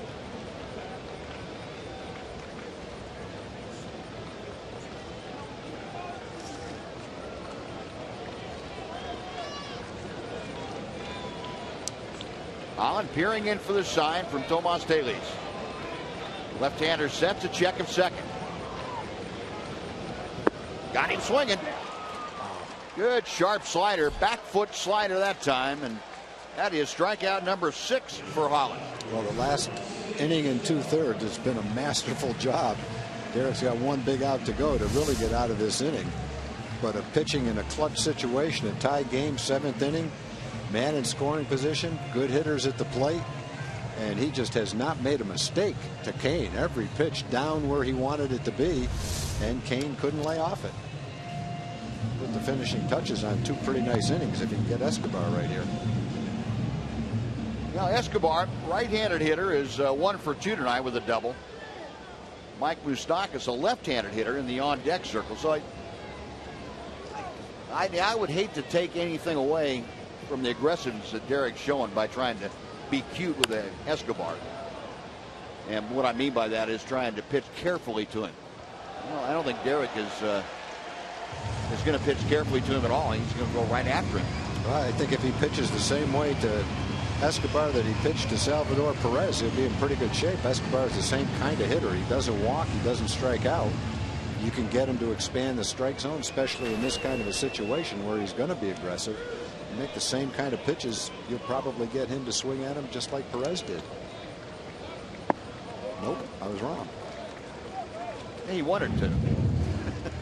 I'm not going to argue with the pitch, though. That was a good pitch. Sure was. Derek has thrown 17 out of 26 first pitch strikes today. 1 ball and 1 strike.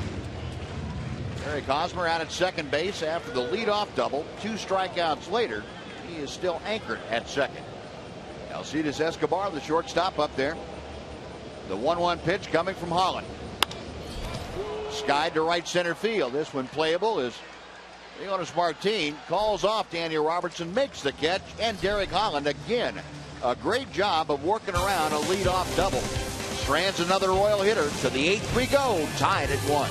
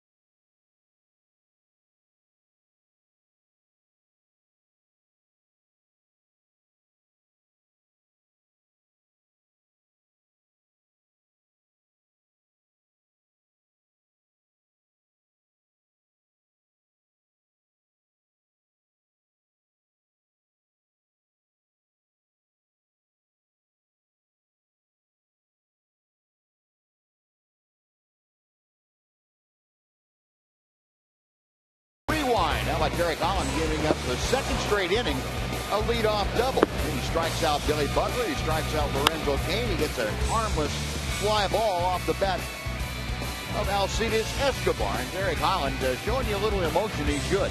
Boy, after that, just an outstanding job. Holland 105 pitches in 7 innings tonight. So right on what you would consider to be the mark you want as a pitcher, about 15 pitches per inning.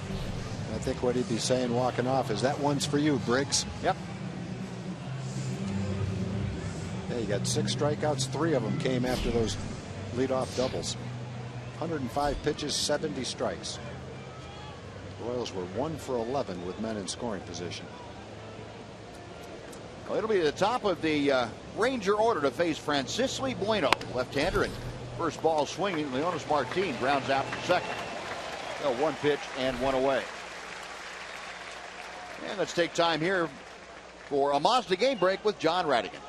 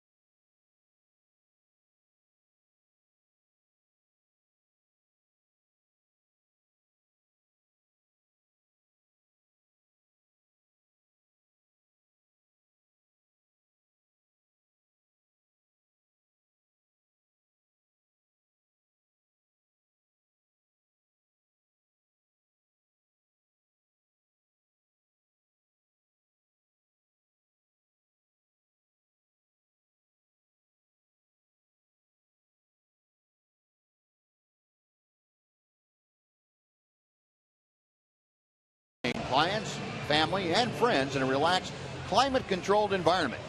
Nightly suite rentals include parking passes, concierge service, a food and beverage credit, and much more. Log on to TexasRangers.com/suites for details, or you can call 972-RANGERS, extension 3. She's getting a tattoo. He's putting one of those stamp-on tattoos, I think. Perfect. She's holding her breath. Jason Frazier on now, the 37-year-old right-hander, to work to Elvis Andrus. And Elvis fouls that first pitch back. It's 0-1. Last night we talked about how good the bottom end of the Royals bullpen is. Kelvin Herrera, Wade Davis, Greg Holland. All three of those guys have pitched 3 days in a row, so their availability is at least somewhat in question today. Jason Frazier having a nice solid season for the Rangers and now the Royals. Fires a knee-high strike to Elvis. It is 0-2. Elvis tonight has grounded out 3 times to second base, one of them resulting in a double play. 8 hits for the Rangers, 6 for the Royals, each team with 1 run.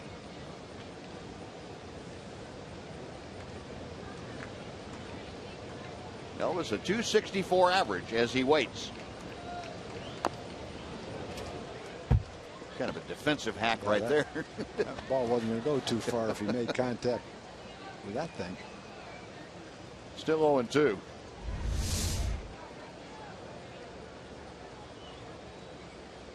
Looked like that split-fingered pitch that Ranger fans remember Jason Frazier featuring. Elvis over the years just 1 for 8 against Frazier. At the time, of course, Jason with the White Sox a very little time, and with the Blue Jays most of the time. This is high. 1 ball and 2 strikes.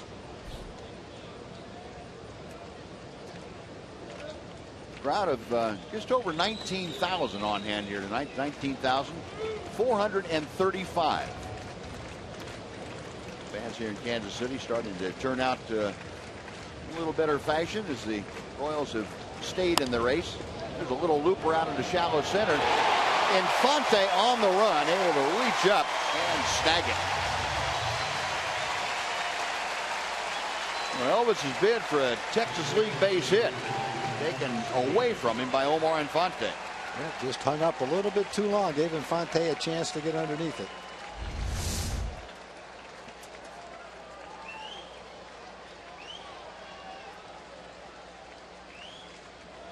Well, that is out number 2 here in the 8th inning. It brings up Alex Rios. Rios 2 for 3. He's singled and doubled.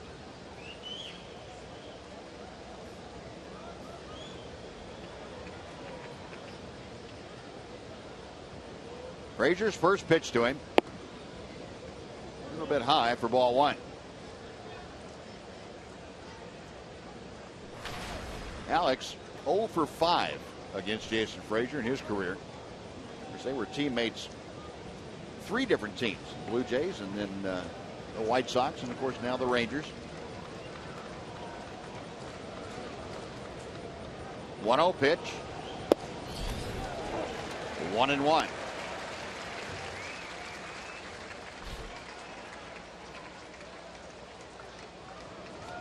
Alex, I told you, has really been battling that sore right thumb, a jammed right thumb. He also had a bad ankle. It's kept him out of playing consistently in the outfield. But Alex starting to turn the corner offensively. Swung the bat better tonight than we've seen him in several days.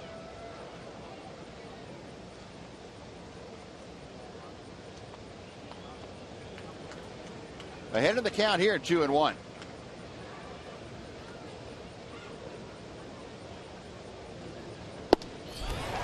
Now 2-2.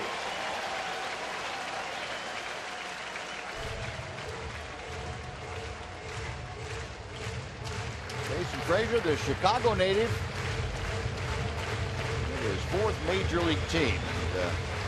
He is in the middle of a pennant race here in Kansas City, as he was year before last with the Rangers.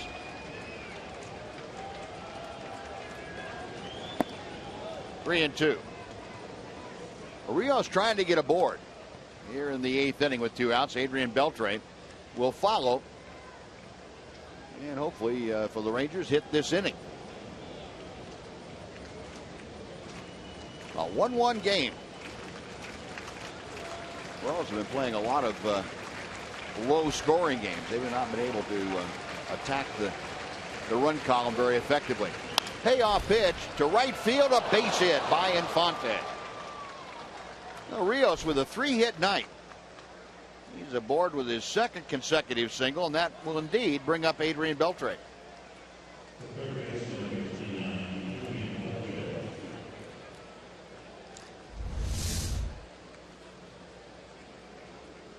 Pretty good pitch, actually. A little bit off the plate away.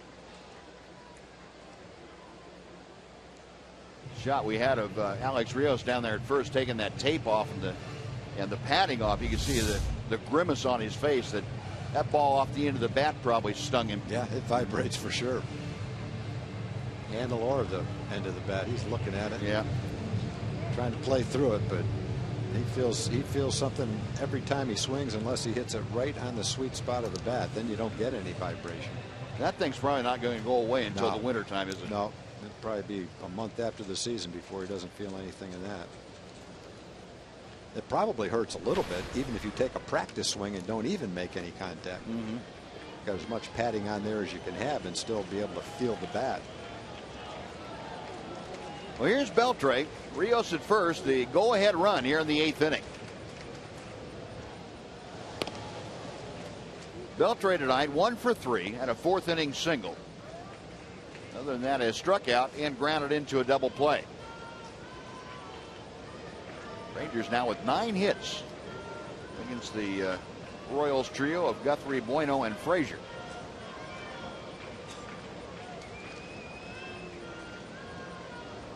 Rios a pretty good lead. He's on the move. The pitch is high. The throw is not in time. It's off of Rios. Out into center field. Alex up and will advance to third. Well, a quick release by Perez, but he had no chance. Frazier slowed getting the ball to home plate, and Alex Rios with his 17th stolen base, and then the advance on the throwing error to third base. That's one of those stolen bases where the other team knows you're going, and really they weren't able to stop it. He had such a good jump. Perez had to rush his throw. It tailed into the runner, glanced off the runner, and they're going to walk Beltre right here, and can't really blame him.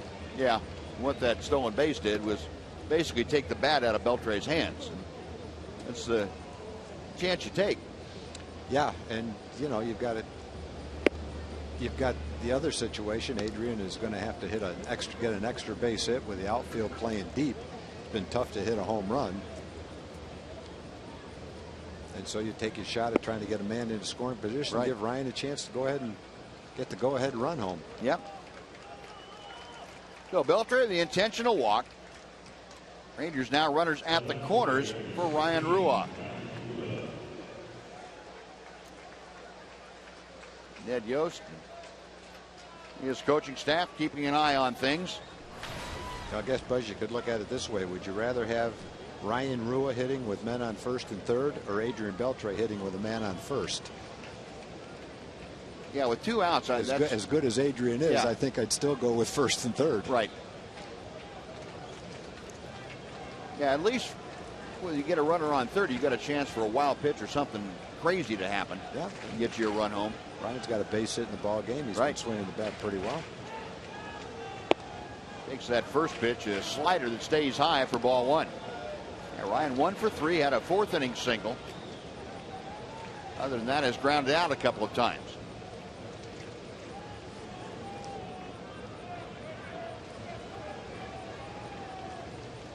Royals infield playing a step or two around to the left for Rua. Outfield just about straight away. And ball 2 is high.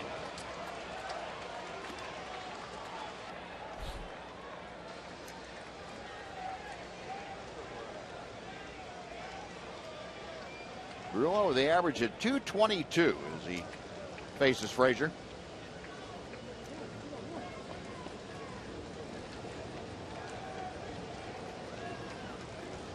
Rios down the line from third a bit. Beltre away from first. And the 2-0 pitch is in there, 2-1.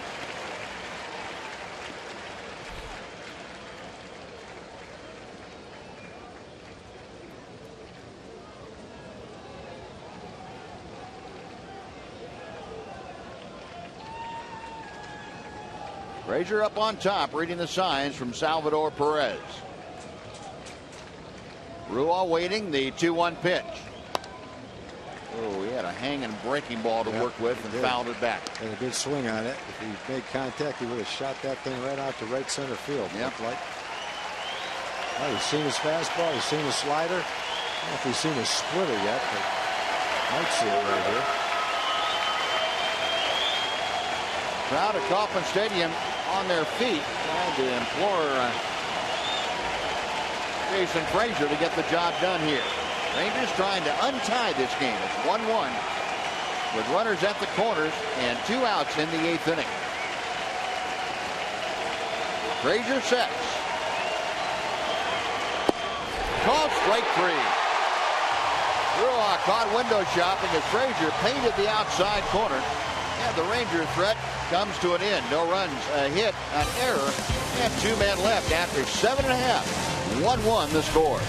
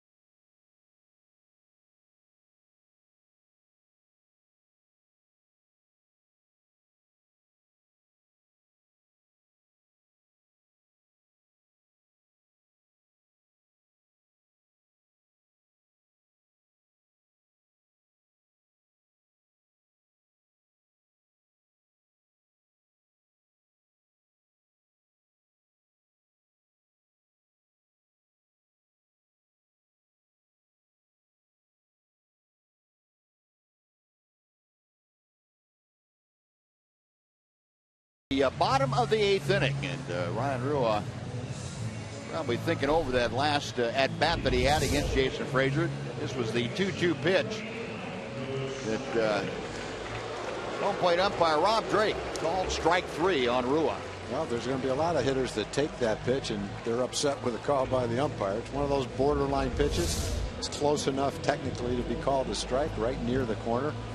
But if you're a hitter, it's almost an impossible pitch to hit down and away like that. Derek Holland finished for the night. Michael Kirkman just purchased, had his contract purchased from AAA Round Rock today, and he will make his first appearance, and Kirkman becomes the 38th pitcher used by the Rangers this year in a ball game, and that is a new major league record. And the first pitch to Moustakas from Kirkman is up and in for ball 1, and I mean up and in. If Moustakas had any thoughts about looking down and away, he lost those thoughts real quick.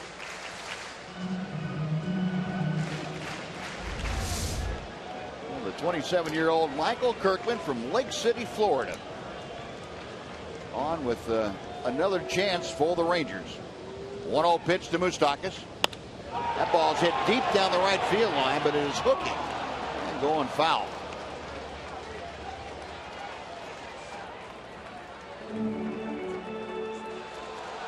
Michael's numbers at AAA: 36 games, 54 innings, 62 strikeouts. Good strikeout to innings ratio.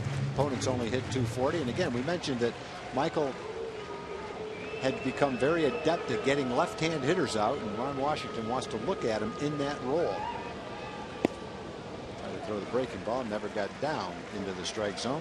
He's got a couple of left-handers here, Moustakas and Dyson. Then Infante is a right-hand hitter, and then Alex Gordon is a left-hand hitter. I understand that Michael kind of backed off velocity-wise a little bit when he was down there, and really worked on getting the slider to be an effective pitch for him. 2-1 to Moustakas. There's a pretty good slider right there. That's what you're talking about.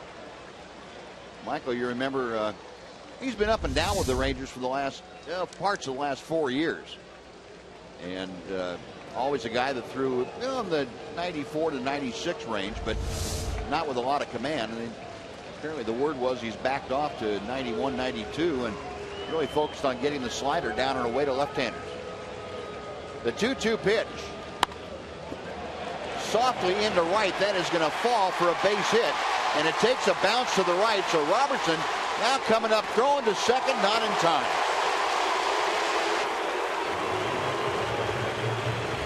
Well, one of the offshoots of this big ballpark is outfielders sometimes playing so deep that a little looper like that turns into extra bases.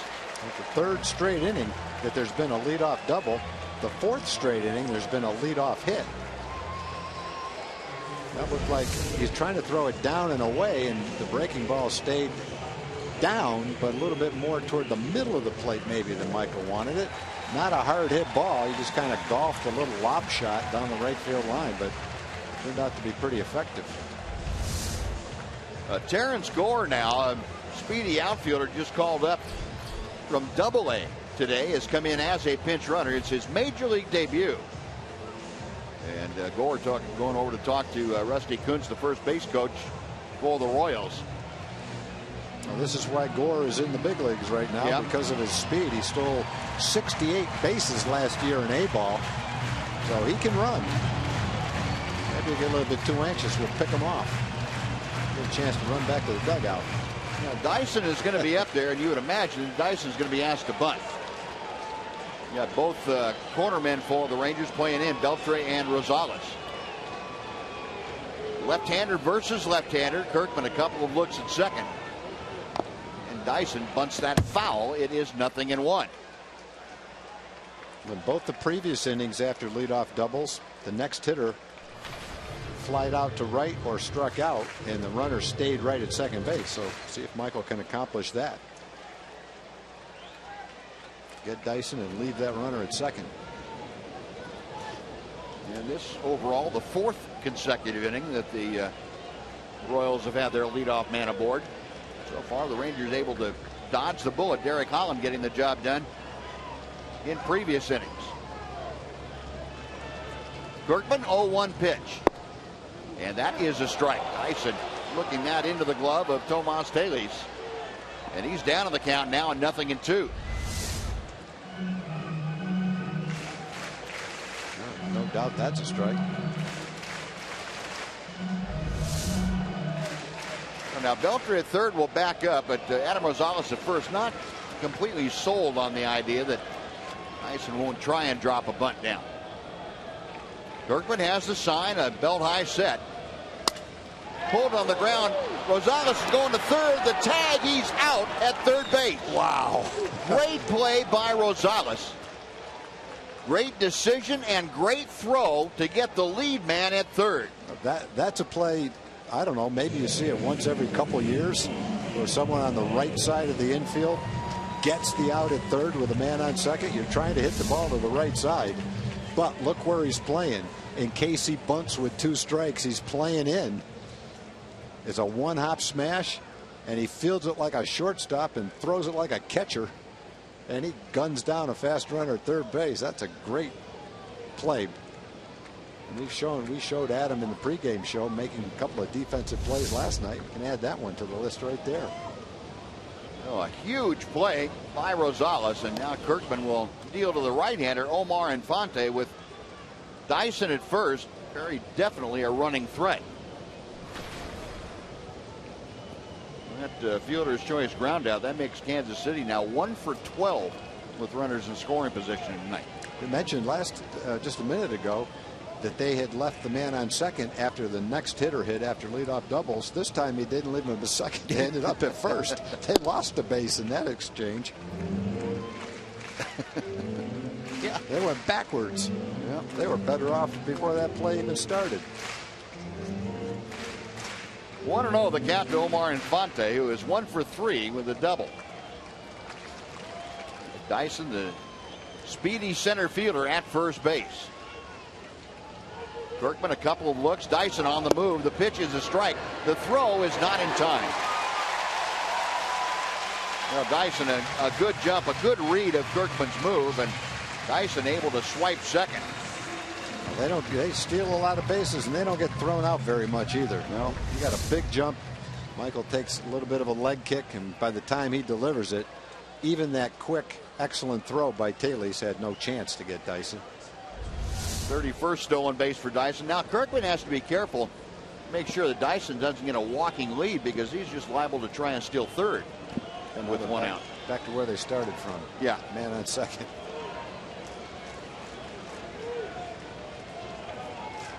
Kirkman looking back at second a couple of times. And a fly ball to shallow center field.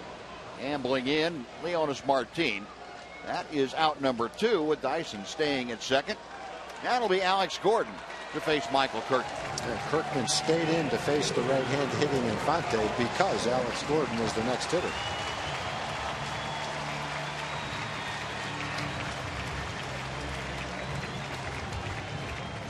Alex Gordon 0 for 3 tonight.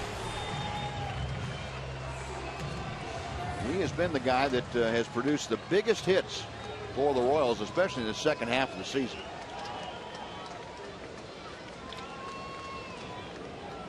Got the go-ahead run out at second base with 2 outs in the bottom of the 8th inning. That first slider just nudges the outside corner for strike 1. I would say if you keep throwing it right there, there's not going to be much you can do with it. Good pitch right there by Michael.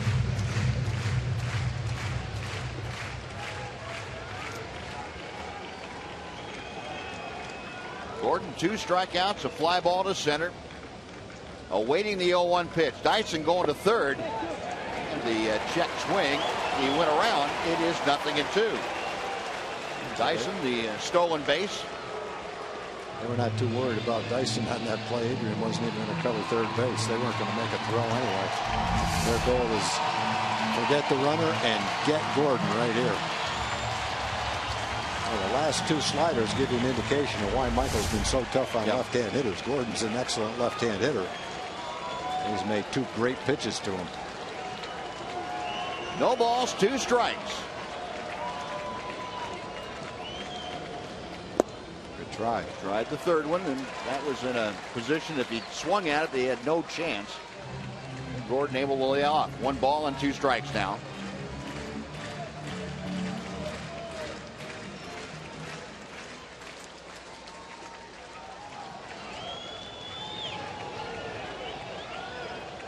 Dyson trying to get as big a lead as possible down that line at third. Hit him. Fastball up and in. And Gordon plunked by a Kirkman pitch.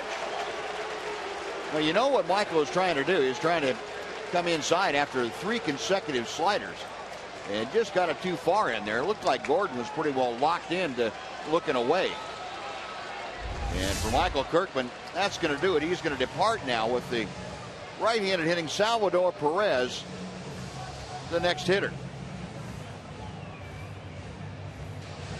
Oh, the hit batter, and that's too bad for Michael Kirkman. He had a shot to get out of this inning himself, but now he's going to turn it over to John Edwards, the right-hander coming in. So a pitching change underway. Runners at the corners in a 1-1 ball game here in the 8th. We'll take a timeout. We're back after this on Fox Sports.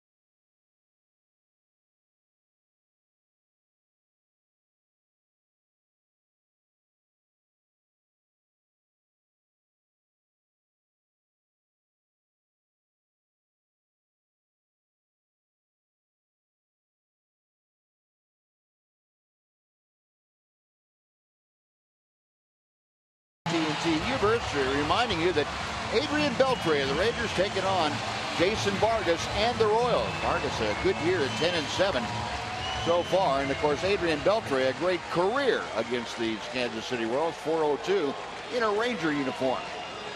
Now John Edwards on to inherit runners at the corners with 2 outs, and the first pitch to Salvador Perez is low for ball 1. It's a rare opportunity for young pitchers to get called up toward the end of the season. Instead of getting just a comfortable outing here and there, they're getting thrown right into the fire. Game on the line, 8th inning. Good hitter at the plate. Edwards fires a strike to Perez. 1-1. So not only do the Ranger brass get a look at these pitchers in the big leagues, they get a look at them in the big leagues against a pennant contending team with a game on the line and good hitters at the plate. That's a real test. Rip and a miss. Pitch down and away, and John Edwards now the count of 1-2 in his favor. The only reason Perez didn't swing at the first pitch was he was taking all the way. Now that he's swinging, you'll get him to expand his zone a little bit. Just don't throw him a strike. Yeah. Dyson the runner at third. Alex Gordon at first. 1-2 the count. And the pitch fouled away. Gordon was off and moving with that last offering. So he will retrace his steps, and we'll try it again, and a ball and 2 strikes. John Edwards from Keller, Texas. Graduate of Keller High School. Originally started out his professional career as an outfielder, and after a couple of years of trying to hit the slider, he figured I'm better off throwing it. So he turned into a pitcher. Down the line, off the glove of Beltre. It's a fair ball. In to score is Dyson. And safely aboard with a rocket of a single is Salvador Perez. The Royals lead it 2-1. That's kind of what we were talking right there. John's got a good slider. And Perez is an aggressive hitter who will expand the zone. And way ahead in the count, you don't want to throw him a pitch in the strike zone that he can get the bat on. Actually, that was a fastball. I take that back. I thought he was trying to throw a slider away. He's trying to throw a fastball in, and Perez was able to handle that pitch.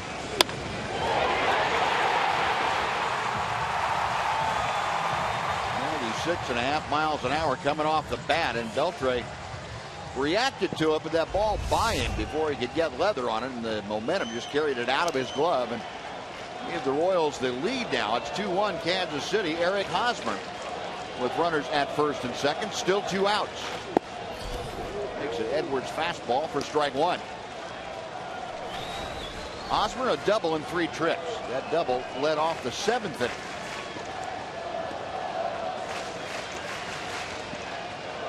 Got Gordon at second base, Perez at first.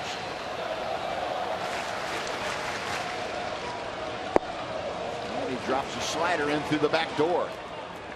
0-2. In the bullpen, Aaron Crow. Tom, you mentioned that the back end of the bullpen had worked 3 consecutive days, and they are unavailable tonight. Aaron Crow getting the nod, just coming back from AAA. 1 ball, 2 strikes now. Well, the Royals are playing a close game against the Rangers tonight. In Cleveland, J.D. Martinez just hit a 3-run homer in a 2-1 game in the 9th inning to give the Tigers a 4-2 lead. They got a great race going. Yeah, they sure do. Edwards set the 1-2 pitch to right field. It's hooking, and it will go foul off the wall right there in front of the seats. And we'll come back and try it again.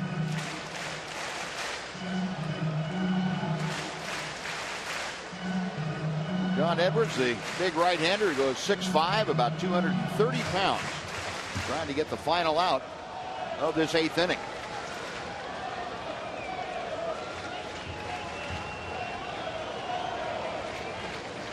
He is set, and the pitch to center field.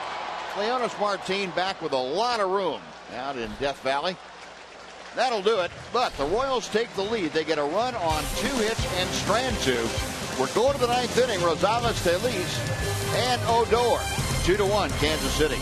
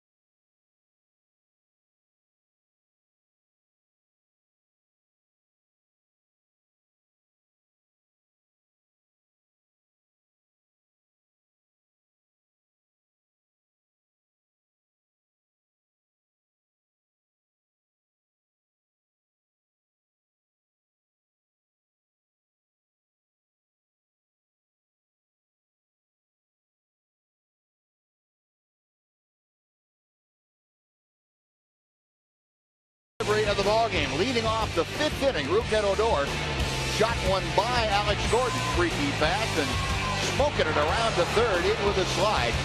Jimmy John, freaky fast delivery of the night. Rougned Odor with that leadoff triple. He would go on to score the only run of the game so far for the Rangers. We go to the top of the 9th inning now as Kansas City has taken the lead, a run in the 8th, and Aaron Crow on to try and close out a 2-1 Royals lead. Yeah, this is something Royals fans are unaccustomed to, seeing someone other than Greg Holland in this kind of a game. But it's going to be Aaron Crow. He's had a couple of saves. He'll come in and try to get another one. And Crow will face Adam Rosales to start things off. First pitch is low for ball 1. Change for the Royals defensively. We'll catch you up with that in a second. New third baseman. Rosales tonight. A single in 3 trips. That single came back in the 2nd inning. Crow way outside and low. 2-0. And Salvador Perez going to go out and have a chat with Aaron Crow. Jason Nix is in at third base, Buzz.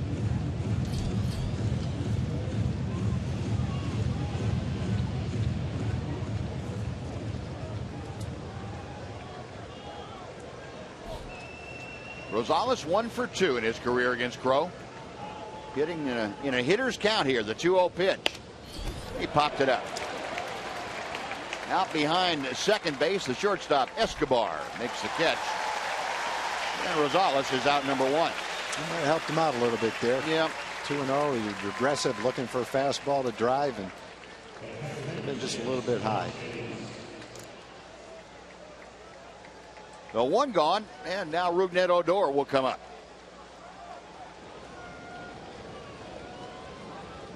Or excuse me, Tomas Taillys. Odor will follow Taillys. Tomas a bunt single in 3 trips to the plate. Throw fires a strike.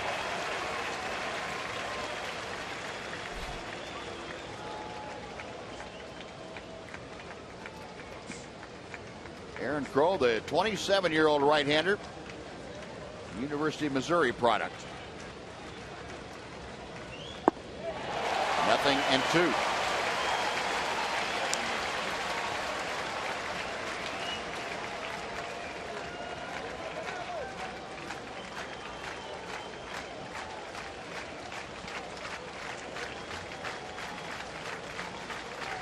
Right-hander is ready. Back to the plate. In the dirt, and that almost got Taillys. Did get a piece of Salvador Perez. And Perez is going to have to go out and walk that off. Came up and looked like it got him on the bare hand. He was trying to move over in front of it.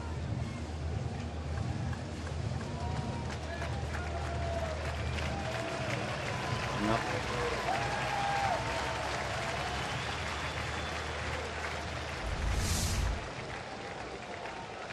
A 1-2 the count as Perez now back down behind the plate.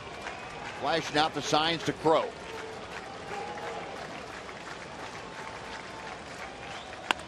Slapped out toward short. Escobar. 2 out.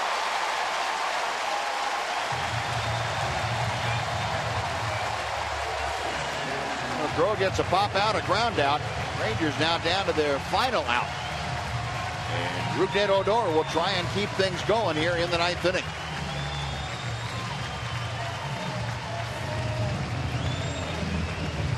Odor with that 5th inning triple. That was sandwiched in between a pair of fly balls, one to center, one to right. The fly ball hit to right was hit very deep. On the about midway back in the warning track. You get one about 15 feet farther, tie this ball game up. Going outside for ball 1. Odor has faced Crow one other time. 0 for 1.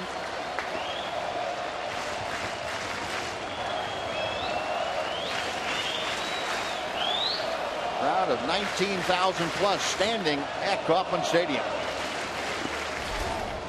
And that's in the dirt. Killing Perez. I don't think Salvador Perez is going to be buying Aaron Crow dinner anytime soon. He's beating him up. Ed Yost, former catcher, would tell you that he sympathizes with him. 2-0 the count to Odor.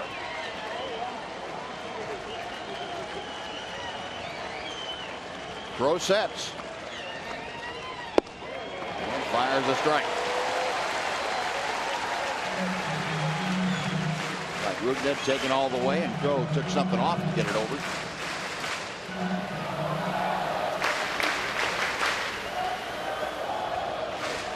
The 2-1. Out of play. 2 balls and 2 strikes.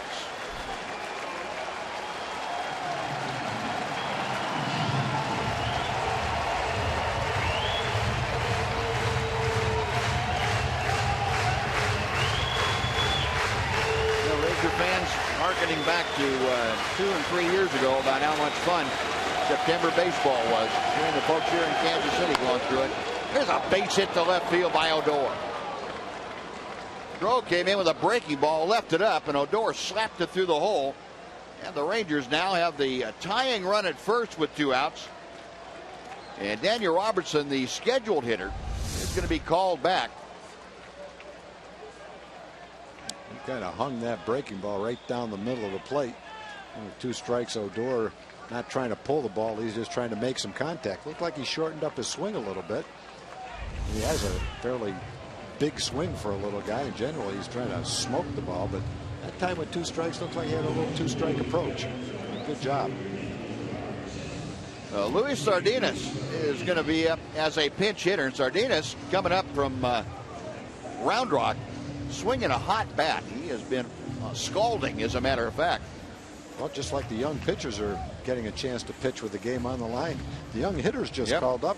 Same thing. Sardinas with the game on the line, man on first and 2 outs. He gets a chance to contribute.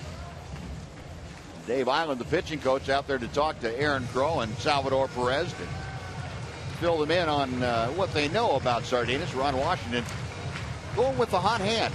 Sardinas coming off the bench.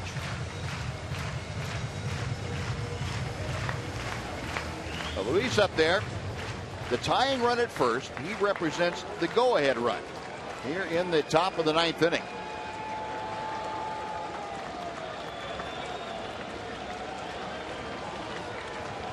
Crow ready, the first pitch.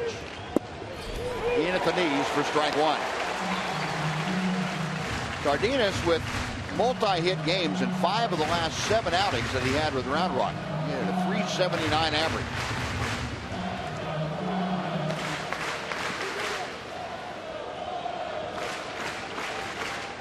Last dozen games with the Rangers, a 367.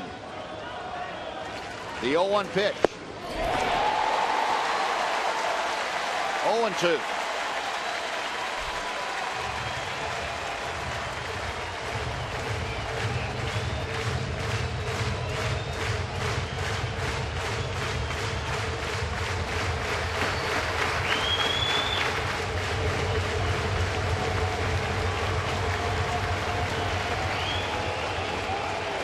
Sardinas back in, taps the outside part of the plate. Crow gets the sign, the 0-2 pitch. Slapped out of play. One thing we certainly noticed about Luis Sardinas, his first couple of times up with the Rangers, handles the bat well. He sprays the ball all over the ballpark. Yeah, he went down to AAA, playing AAA for the first time and hit 290 down there. So he definitely made a great impression down there offensively.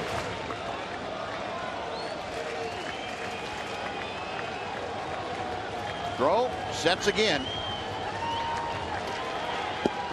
Inside with a breaking ball. And now Perez going out again to talk to Crow. Crow, a very emotional guy on the mound. And that's good when you have the emotions going the right way, but it can also get out of hand for you. And that's what Salvador Perez is out there to make sure that the emotions are in check.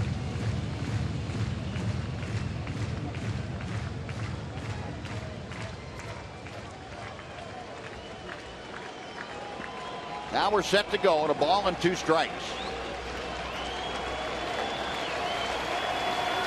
Pitch on the way. Batting swing. Crow comes in, gives up a base hit, but gets the strikeout of the pinch hitter Luis Sardinas.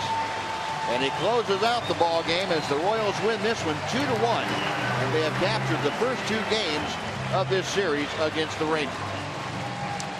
Aaron Crow with the save tonight. He makes a winner out of Jason Frazier. And Michael Kirkman gets a loss in relief here tonight for the Rangers. Game time of an even 3 hours here this evening. We'll be back to Kauffman Stadium to wrap things up right after this on Fox Sports Southwest.